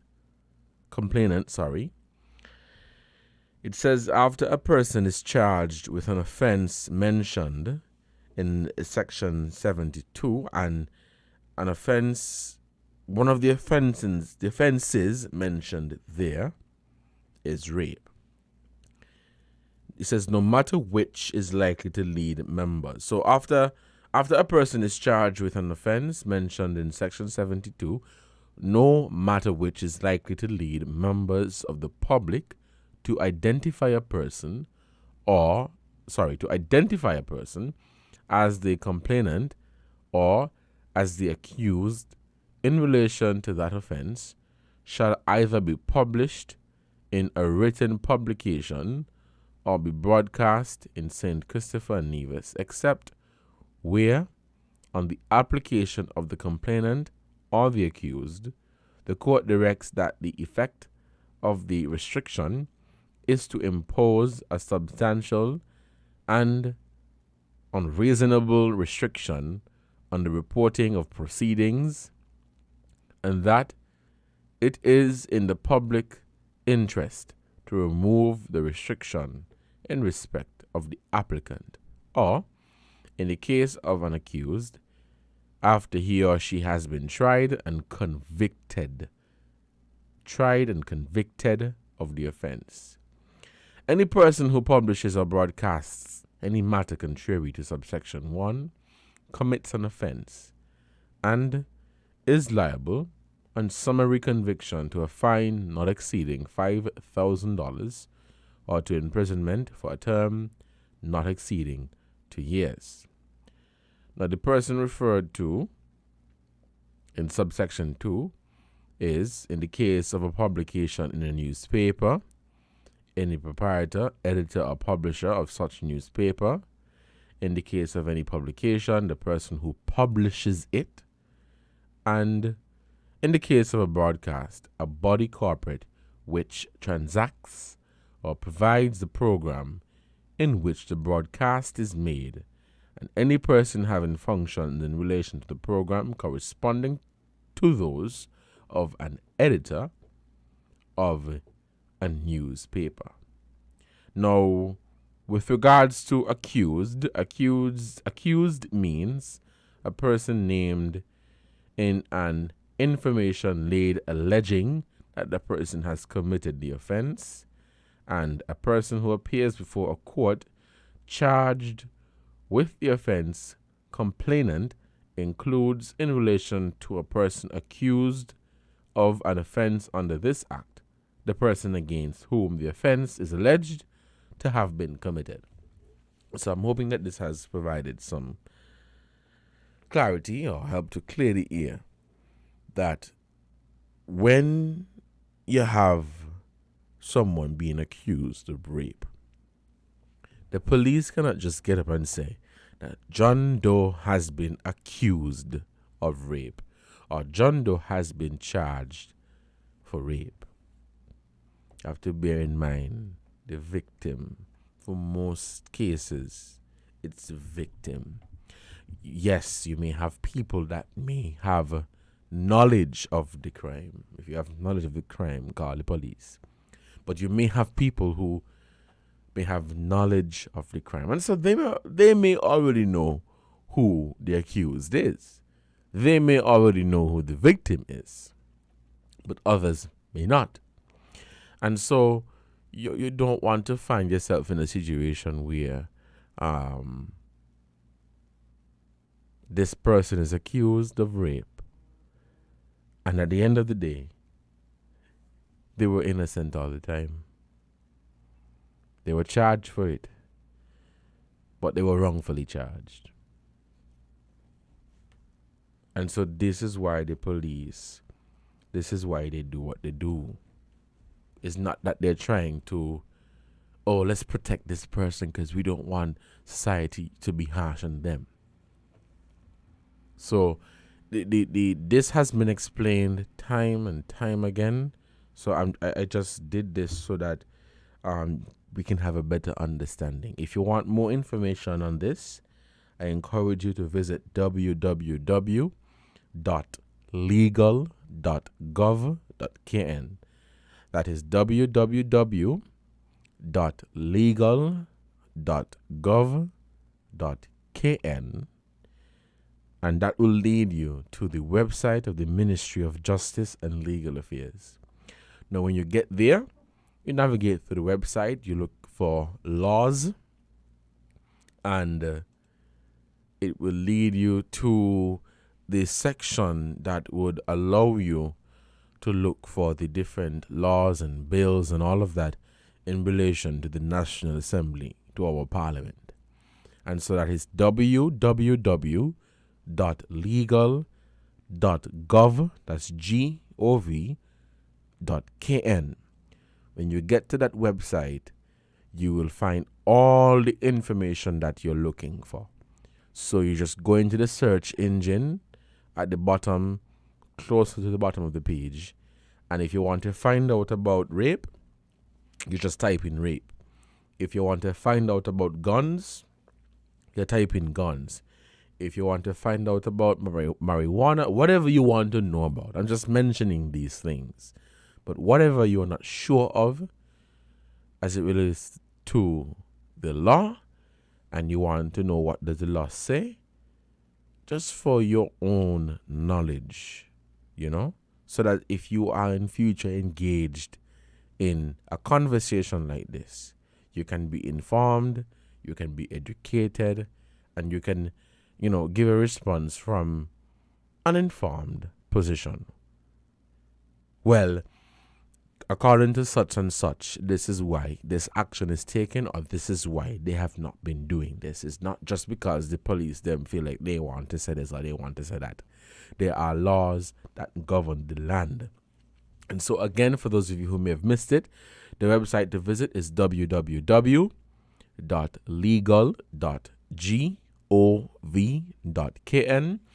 and there it will carry you to the Law Commission. All the information is there. We have a caller on the line. Let's take this call. Oh, great. We seem to have lost that caller. Please call us back at 466-0989, 762-0989, or 662-0989. Let's take a short break to give a shout out to our sponsors, and when we come back, we'll take some more calls right here on Win FM 98.9. Let's take this break, and we'll be right back. We're different. We're 98.9. 98.9 Win FM. Portsmouth's Value Mart IGA is helping you spend less and save more. How, you ask? Essential Everyday and Equiline. Spend less on our Essential Everyday products and get the best quality, the best taste, and the best value. Spend less for all your family health and beauty needs with the Equiline brand of over-the-counter products. Portsmouth's Value Mart IGA is helping you spend less.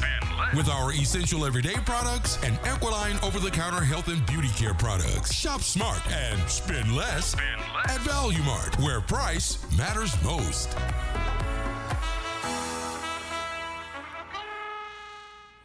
All right, welcome back to Inside the News here on Win FM 98.9. I'm your host for today, Devon Cornelius. It is 12:48. Sorry, it is 12:48 here in our studios, and the phone lines are open. We're taking your calls at 466-0989, 762-0989, or 662-0989. Now, I wanted to touch on a different topic for this afternoon. Just before I jump into that, though, I'll take this caller on the line. Caller, good afternoon. You're on the air. Hello, caller. Good afternoon. You're on the air. Okay, let's try to get this other caller in. Hello, caller. Good afternoon. You're on the air. Good afternoon, Mr. Cornelius. Yes, good afternoon. Yes, Carl Brown back again. A caller called in and said he worked in the tourism industry, hotels and that sort of thing. And he is requesting that they also get a form of honorarium. Well, once he working in the hotel industry, and that's a private entity, so he will have to formally lodge a request to his employer of paying them some honorarium if they were, because a number of hotels were taking the sick persons from the COVID. So they will have to make that request to the employer because hotels are private entity. Right. Now he talks about tourism. If in the tourism that fall on the government and they were on the front line, they will be up for honorarium because they fall under the government work stature. But for like Yes. Marriott and OTI and Park Hyatt and those places that were putting up this sick in the COVID, they will have to go to the HR and the finance department and make a request. And if they so see it fit, they can find a way to give them some form of honorarium. But once you don't fall under government working entity, he will not be eligible for it. And concerning, a lot of complaints have been lodging about rape and carnal knowledge and things. And, a number of times that the men them are winning the cases in court. You mean Do you know that, Mr. Carney? You mean the people being accused of rape are winning their cases? Yes. Okay. Yes, the men are winning the cases because, okay, let's face the fact. A number of these young ladies are sexually active. And they claim a male had molested them or raped them. And they may have claimed it happened during January, but they make the complaint September 29th. Now, yes, they look at the age and the law and say, okay, yes, I have to arrest, and they take the person to doctor and all kind of thing. But when they go to the doctor, how is the doctor going to prove something that happened 9 months ago that I did it? How you don't know that how many persons she may have went through during the last 9 months after me? But you made a very interesting comment there, Carla, when you said that there are people who have been accused of rape that are winning their cases. So it brings me back to the point that, so let's just say that this individual, let's say a person is accused of rape, right? And for whatever reason, their name is published. So you see in the news, newspaper, radio, TV, you name it, you see that John Doe has been accused of rape. Now, we know that rape is a kind of taboo topic, and people usually, not usually, but when you hear that somebody has raped someone or has been accused of raping someone, the public is not really kind to you. And so you imagine you have a case where John Doe is accused of rape. Automatically, John Doe may lose his job. Everybody is going to want to be going after John Doe. His or her life may be at risk. Only 6 months down the road to find out that John Doe all along has been innocent. So how do you fix that situation now? You see where I'm coming from? Not only that, the accuser may lose his wife, lose his girlfriend, lose his job. He may have been paying rent. He locked away. The landlord rent out the house to somebody else. You see the damage these people have caused. Right. So these are all the things that we really have to take into consideration when we're on a topic like this. It's not just that, this person has been accused of rape, let's name them and shame them. That is not how it works. Exactly. So we have to warn these parents, neighbors, and young ladies, and young men too, because at times there is an accusation and accused of buggery. That you be careful when you are making these charges, because if it don't happen last year, January, and you come now, October 7th or 8th, come make a complaint to a police station or to some organization that you were raped last year. How? Yeah, they're going to lock up the guy and thing. But how are you going to prove it? How many sexual acts have you had since last year to now, January 7th or 8th?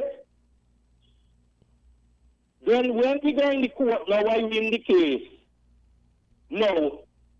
How are you going to look that I turn around and I sue them now for all that I have lost? I may lost my wife, my girlfriend, my children, them may gone in another home. I lose my house because I was paying rent or lease, lose my job. You know, next thing now, I may have had things on higher purchase and things from these companies. I up now for sue because I'm 9 months and something behind. How are they going to repay me for all of that? Right. That's so true. So I will be very, very careful when I am making these alleged molestation and rape charges on men or women or burglary charges on men. Because later down the road you may lose the case. And then you're more hot water than me who you have made glass all those things because I may sue for $120,000 for all the lost pain and agony and all of that. Do you have $120,000 plus my lawyer fee? So I will be very careful when I am making these charges and alleged accusation. If you know you and somebody had sexual relation and is underage, it happened last night, make the complaint last night or early this morning so they can go and a doctor can prove yes, so, and then you could proceed and then you may have a better outcome, but you can't wait last year, January, and come now this year, October, September to make those charges because consequences down the road, the whole family may have to sell everything to penny. All right. I'm gone. All right, caller, thank you so much for your contribution to this program. This is Inside the News here on WinFM 98.9. I'm your host for today, Devon Cornelius. Just a few minutes before the 1 o'clock hour, this program runs right up until 1:30.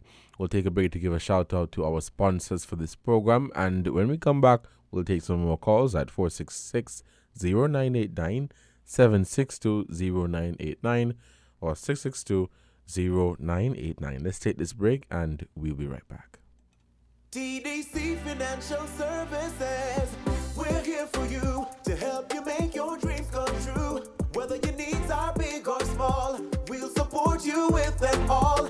TDC Financial Services, we are strong. TDC Financial Services, this is where you belong. TDC Financial Services, where money is made easy.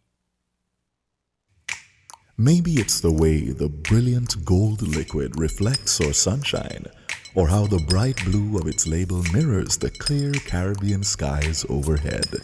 Maybe it's the fresh, crisp taste of this beastly cold beer on a scorching hot day. Maybe it's even the way it brings us all together. But one thing is for sure, Carib is very much a part of who we are wherever we're from in the Caribbean. Carib, it's the way we play. Drink responsibly. People make the world go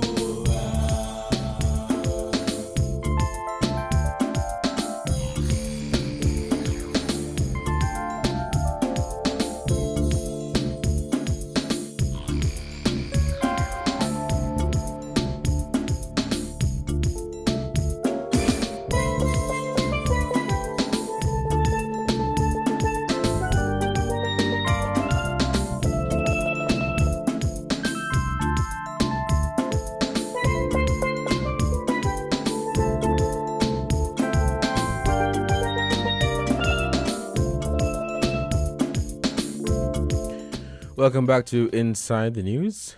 We'll take this caller. Caller, good afternoon. You're on the air. Hello, caller. Good afternoon. You're on the air. Okay, we seem to have lost that caller. Please call us back at 466-0989, 762-0989, or 662-0989. It is just 1 o'clock. We have another caller. Let's get this caller in. Caller, good afternoon. You're on the air. Hello, caller. Good afternoon. You're on the air. Caller, can you hear me? Okay, I'm not hearing that caller. Now, yes, I just wanted to mention that so that we could be aware when these situations occur and not just take it from an emotional standpoint. I think oftentimes when we're talking about, rape and all of that, we take it from an emotional standpoint and we don't really think about the possible outcomes, and we run ourselves into a problem. We have a call on the line. We'll take this call. Caller, good afternoon. You're on the air.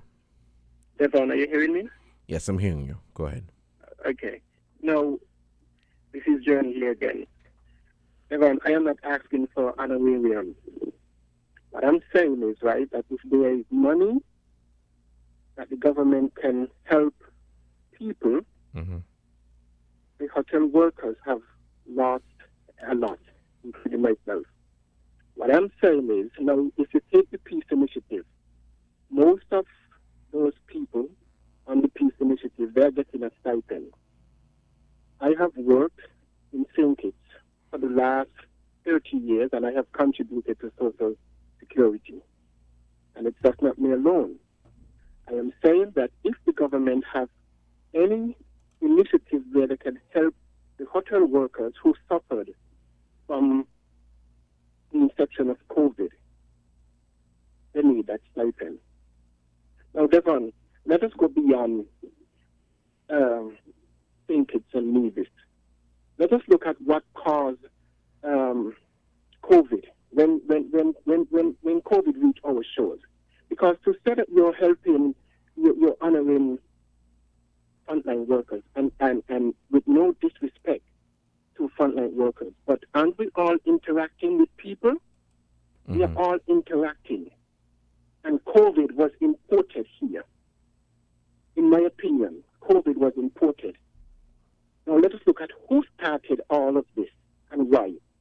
Because Devon, again, and I know everyone is in their own spaces right now. And all of it is happening to us globally. Everyone is in their own space. But we are so seriously need to pay attention to the times. Because COVID, they told us, started in Wuhan. First, it was by bats, and it started in Wuhan. And it reached around the world. Again, Devon, whose agenda and why? These are hard questions that we are not asking. Because there are a group of people, and I'm referring to people with power. And those people are the ones that are in high places. And when they push their agenda around the world, we have to ask the question, why? And for me, Devon, it's all about genetics. It's about genetics. Make no mistake about it. Now, the Prime Minister is doing what he can by honoring the frontline workers. But who caused the whole situation globally? And who is going to take them? You see, we have no way of knowing. I mean, I might be just speculating here, Devon. But seriously, we need to think. Because there is an agenda behind COVID.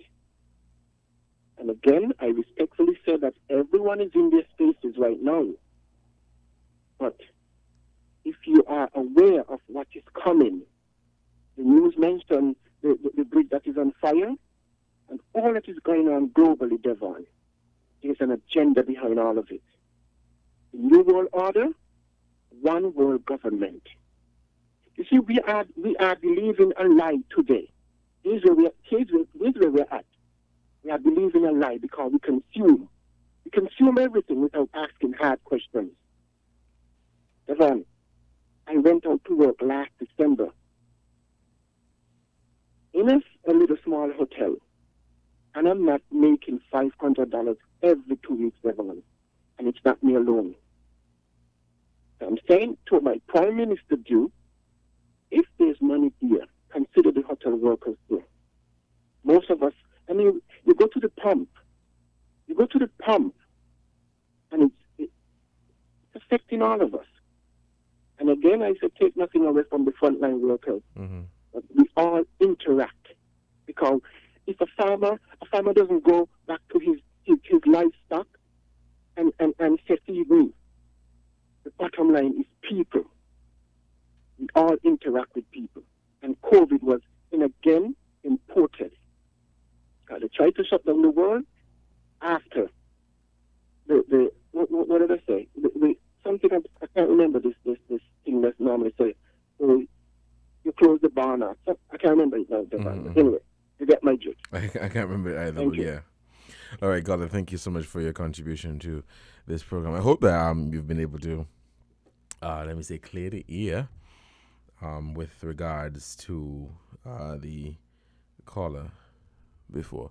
But I understand where you're coming from, and you've made some really interesting points there. And I know of, yes, while people who worked in the tourism and hospitality industries may not have necessarily been frontline workers. They, in a sense, were frontline workers, because we know of a lot of hotels and those places that were transformed into quarantine centers. We have a caller on the line. We'll take this call. We seem to have lost that caller. Please call us back at 466-0989, 762-0989, or 662-0989. So the point is that, there were a lot of hotels and places that they basically got shut down. Well, not got shut down. Let me not say that. They were transformed into quarantine sites and centers and all of that. And so their workers automatically became frontline workers.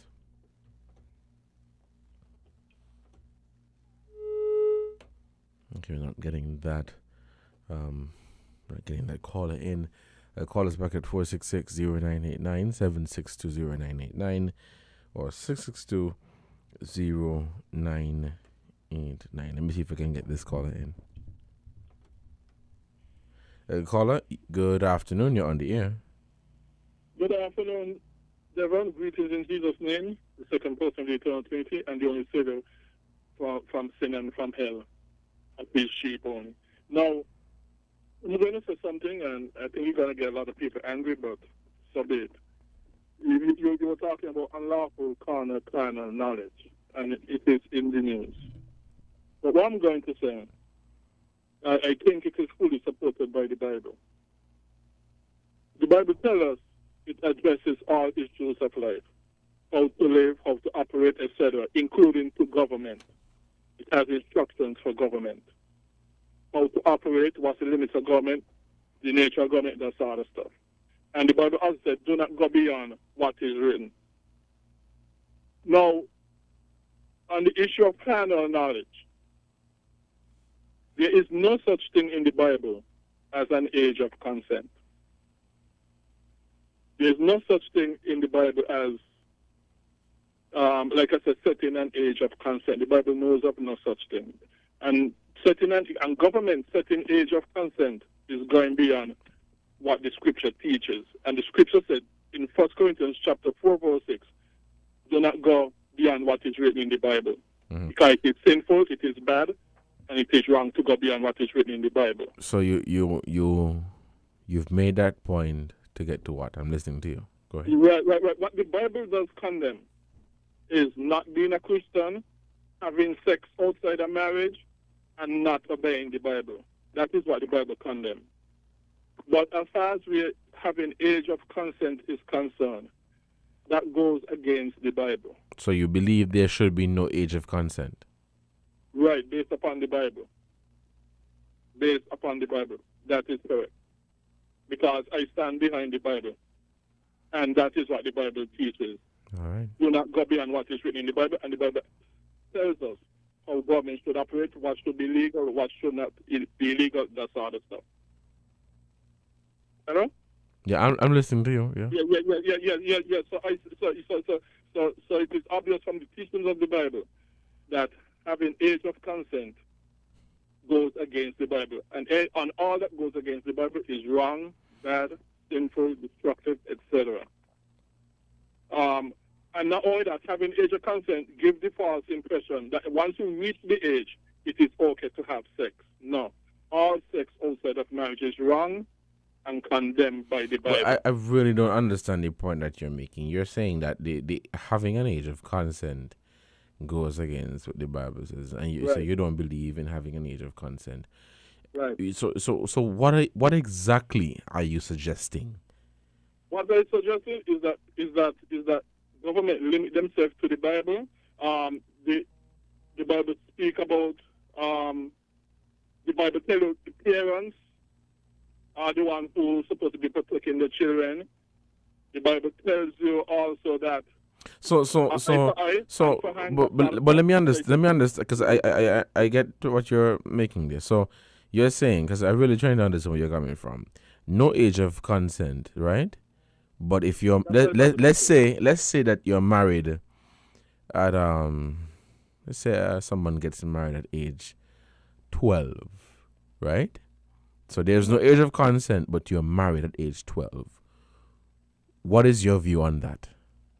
What is my view on that? Mm-hmm. You're not married. Sorry, you're married. Yeah, but you're 12 years old. There is no age of consent there. Well, you're married, so that's out the door. What's your view on that? Well, my view, number one, the parents are the ones who are supposed to be determining what the parents are the ones who are supposed to be having a say in that. And if the parents doesn't want their children to get married or anything like that, the parents' views are to be respected. Because children are not on their own, they have parents, at least mostly. So the Bible give weight to parents and their children. Now right. I have to trust the Bible. I have to trust the Bible that once we obey the Bible and once we do what the Bible says, God said He's going to bless us. All right, well, caller, thank you. Thank you so much for your. All right, thank you so much for your contribution to this program. It is just 13 minutes past the hour of 1 of 1 here in the studios of 1FM 98.9, and we're taking your calls at 4660989, 7620989, or 6620989. There is something else I wanted to touch on, but with such short time left, I'm going to hold this one back, and we'll continue where we are. It is 1:13, and we end this program at 1:30. But so far the contribution has been really interesting, and I understand and I respect the views and opinions of the callers and what they have been lending to the contribution. In the early part of the show, we were on the topic of the honorariums that the government is looking to pay to frontline workers by the end of this month. There were callers who were in support of it. There were callers who were not necessarily in support of, or rather suggested that perhaps the government take a different approach to show appreciation and basically to say thank you to the frontline workers. Just a short while ago, I brought up this issue of the rape, and basically educating people on what the law says in relation to naming people that have been accused of rape. If you missed that, you can check www.legal.gov.kn, and you can type in whatever you want to find out about. In this case, you type in rape, and it will bring up all the pieces of legislation, the acts, everything that you need to give you the information. So I'm encouraging you guys to do that, read and find out for yourself. All right, please, I beg of you to do that. Because in having this conversation, you are able to have it from an informed position. Oftentimes we find that people, we talk and we don't know, or we don't even try to get the information. And that's the problem. That is always the problem right there. But we know that the topic of a rape is one that is really taboo. And generally, when we talk about rape, people are quick to say, yes, name them and shame them without thinking of the consequences. Never we think about the consequences, and we end up find ourselves in situations. So here it says that, as a media host, if we are to publish the name of someone accused of rape, we are committing an offense. We are breaking the law. It is the same with the police force. If they are to publish the name of someone accused of rape, I have to find the other areas that have been mentioned. We are committing an offense, and we want people to really understand this, to be educated and to know the laws and to know what the law says. We really need to know what the law says and be informed and speaking from an informed position. It is 17 minutes past the hour. We'll take a short break to give a shout out to our sponsors, and when we come back, we'll continue Inside the News here on WinFM 98.9. Let's take this break and we'll be right back. If you need protection, you need one who you can trust to secure your investment. You need one who'll do you just. TDC Insurance, you're the one that you can trust. TDC Insurance, you're always safe with us. TDC Insurance is your go-to insurance company for all your insurance needs. We take pride in offering you the best solutions and ensuring our customers are fully satisfied. TDC Insurance, we take good care of you, guaranteeing you peace of mind. You're always safe with us. Maybe it's the way the brilliant gold liquid reflects our sunshine, or how the bright blue of its label mirrors the clear Caribbean skies overhead. Maybe it's the fresh, crisp taste of this beastly cold beer on a scorching hot day. Maybe it's even the way it brings us all together. But one thing is for sure, Carib is very much a part of who we are wherever we're from in the Caribbean. Carib, it's the way we play. Drink responsibly. People make the world go round.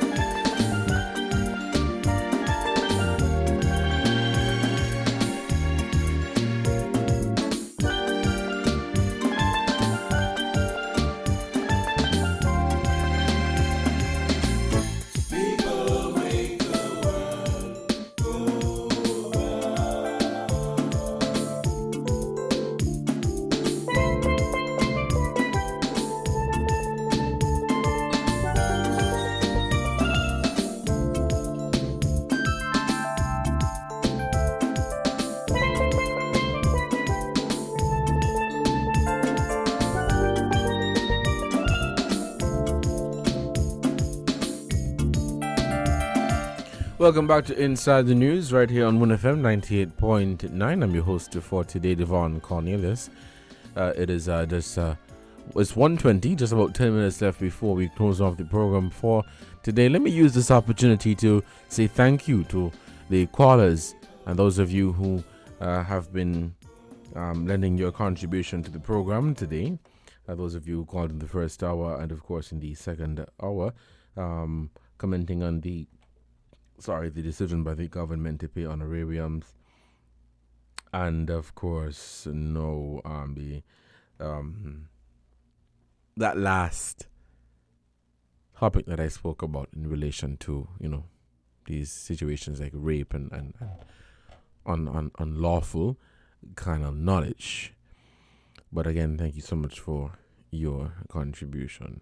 I hope that I have been able to, or I hope that I said something that you did not know, and now you are educated and you know more about it.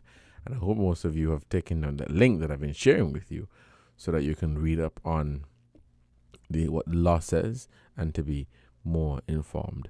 But again, thank you so much for your contribution to this program. Just 10 minutes left. The phone lines are open and we'll be taking some more calls to hear from you. Your take on the honorariums. I want to hear from more of you. Your take on the honorariums being paid by the government. Is this something that you support? Is this something that you are against? What is your take on it?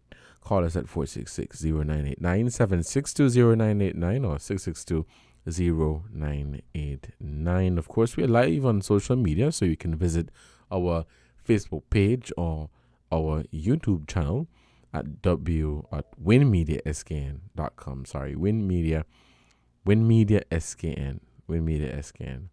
And our website is www.winmediaskn.com. Of course, you find the latest in local, regional, and international news. This is WinFM 98.9, and I'm your host for today's edition of Inside the News, Devon Cornelius. As I said earlier, we spoke about the honorariums. The caller that spoke about people who work in the tourism sector, particularly hotel workers, people who were working at bars and restaurants, but more so hotel workers. I understand where that caller is coming from. It's not that they're saying the government must pay them an honorarium, but definitely something has to be worked out. My recommendation after listening to that caller and another caller is perhaps the business place or the company that they work for. They would have to sit down and have a conversation with the government to work out how they can show appreciation to their employees. We have a caller on the line. Let's take this call. Okay, we seem to have lost that caller. Please call us back, 466-0989, 762-0989 or 662-0989. So my recommendation would be for that hotel, that company to sit down, whether it's a HR or finance department, whoever, they sit down, they have a conversation with the government and they say, hey, this is what we're proposing. How can you facilitate us? And they come to an agreement. Caller, good afternoon. You're on the air. Hello, caller. Good afternoon. You're on the air. Okay, I'm not getting it, caller. Please try. Callers back. There seems to be some difficulties here. I mean, we have gotten callers in, so I'm not sure what the issue is. But please call us back at 466-0989, 762-0989. Let's take this call. Caller, good afternoon. You're on the air. Hey, Mr. Cornelius, Carl here again. Yes, so talk to me. When it comes to this rape thing, is discriminating. You mean when you're referring to different races and all of that? Yes, because when a man go to the police station and say that he was raped. Oh, rape. Sorry, rape. rape. They don't rush to follow up on it like that. Oh, rape. Sorry, I misunderstood what you said. Rape or molested. Mm-hmm. They don't rush to follow up on it like that. They don't go and arrest the lady or the men. Well, to tell you the truth, caller, right? We live in a society where we feel that men can't be raped. We feel that there was this. I'm not sure if you saw it in the news where I don't remember exactly where it was. Forgive me, but I think it was ruled that if you're married, the husband can't rape the wife, or the wife can't rape the husband. Are you familiar with what I'm talking about? They have it here. They have that law here saying your wife could go to the station and say you rape her because you you feel in the mood and you go to touch your wife and she say no, and you take it, your wife could go and say you rape her. What nonsense are chatting? The minister ain't just tell you all some time ago that you now become one, so how could I rape me? So you don't believe a husband can rape wife? No, not in that way. If he physically grab her and box her down and take that and it can be proven with the bruises and a doctor report. But if you and your wife laying down in bed, you feel horny, you touch your wife, and your wife say no, and you take it, you want to tell me that's rape? Or she says she tired? Or she ain't in the mood? Who's supposed to make you in the mood? Your husband? How that could be rape? The minister say you all become one. One can rape one. Well, people may have different views on this, but I do respect your position. If it's a physical thing where you choke her off, you slam her and, rip off your clothes and, you could see that sense is rape. But not when people are, casually gone to sleep and you want some and you touch her for some and you take some and then you're going to say, "But that's rape," because she called the police, say, "You take it." She said no. How that could be rape? But some would argue that no is no. If she says no, he says no, that is no is no. But we are one. We are one. So when I want some, I take some. When you want some, you take some. So on the basis of you being married, that would eliminate that question of rape. Exactly. Okay. Unless it's a vexation, a physical beat down, and I understand. But you can't call that rape when the two are you in bed and laying down and go to take from each other. That can't be rape. And the rape thing is very discriminating. Because a man go to the station and he say, "Listen, I refuse sexual advances from this lady, and she throw me down, she tie me up and thing and take it."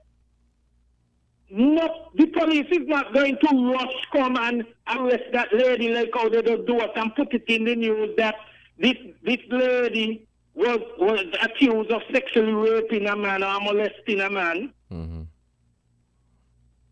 When last you hear that? Not even in America. Look all those things with Bill Cosby and R. Kelly. Yeah, well, you often don't find men saying that they've been raped. Not saying that they never have been. With those politicians in America and other countries. He always a male politician molesting, sexually harassing, or touching some female. You don't hear the male them complain they were sexually harassed by the female in the office. Right. See what I'm saying? Yeah, I understand where you're coming from. We'll call her. Don't rush to go to that. People go, he come here with that. He must be anti man. He must be a punk. You know? You're going to be laughed at. No serious urgency to go and arrest the person and start a serious investigation and publish it like how they just publish women. Well, caller, thank you for your contribution to this program. And it's actually 1:30, so we're going to wrap up the program right now. But thank you so much for your contribution. That is an interesting topic that I think would be interesting to have. Can a husband rape their wife, or, that the other topic of, men being raped, and you often find, you never really hear it across the board. You never really hear that men make complaints of being raped. Very, very taboo topic. But again, thank you so much for your contribution to this program. This has been another edition of Inside the News right here on WinFM 98.9. Thank you so much for your contribution to this program. And until next time, you guys stay safe and enjoy the rest of your weekend. We're different. We're 98.9. 98.9. Win FM.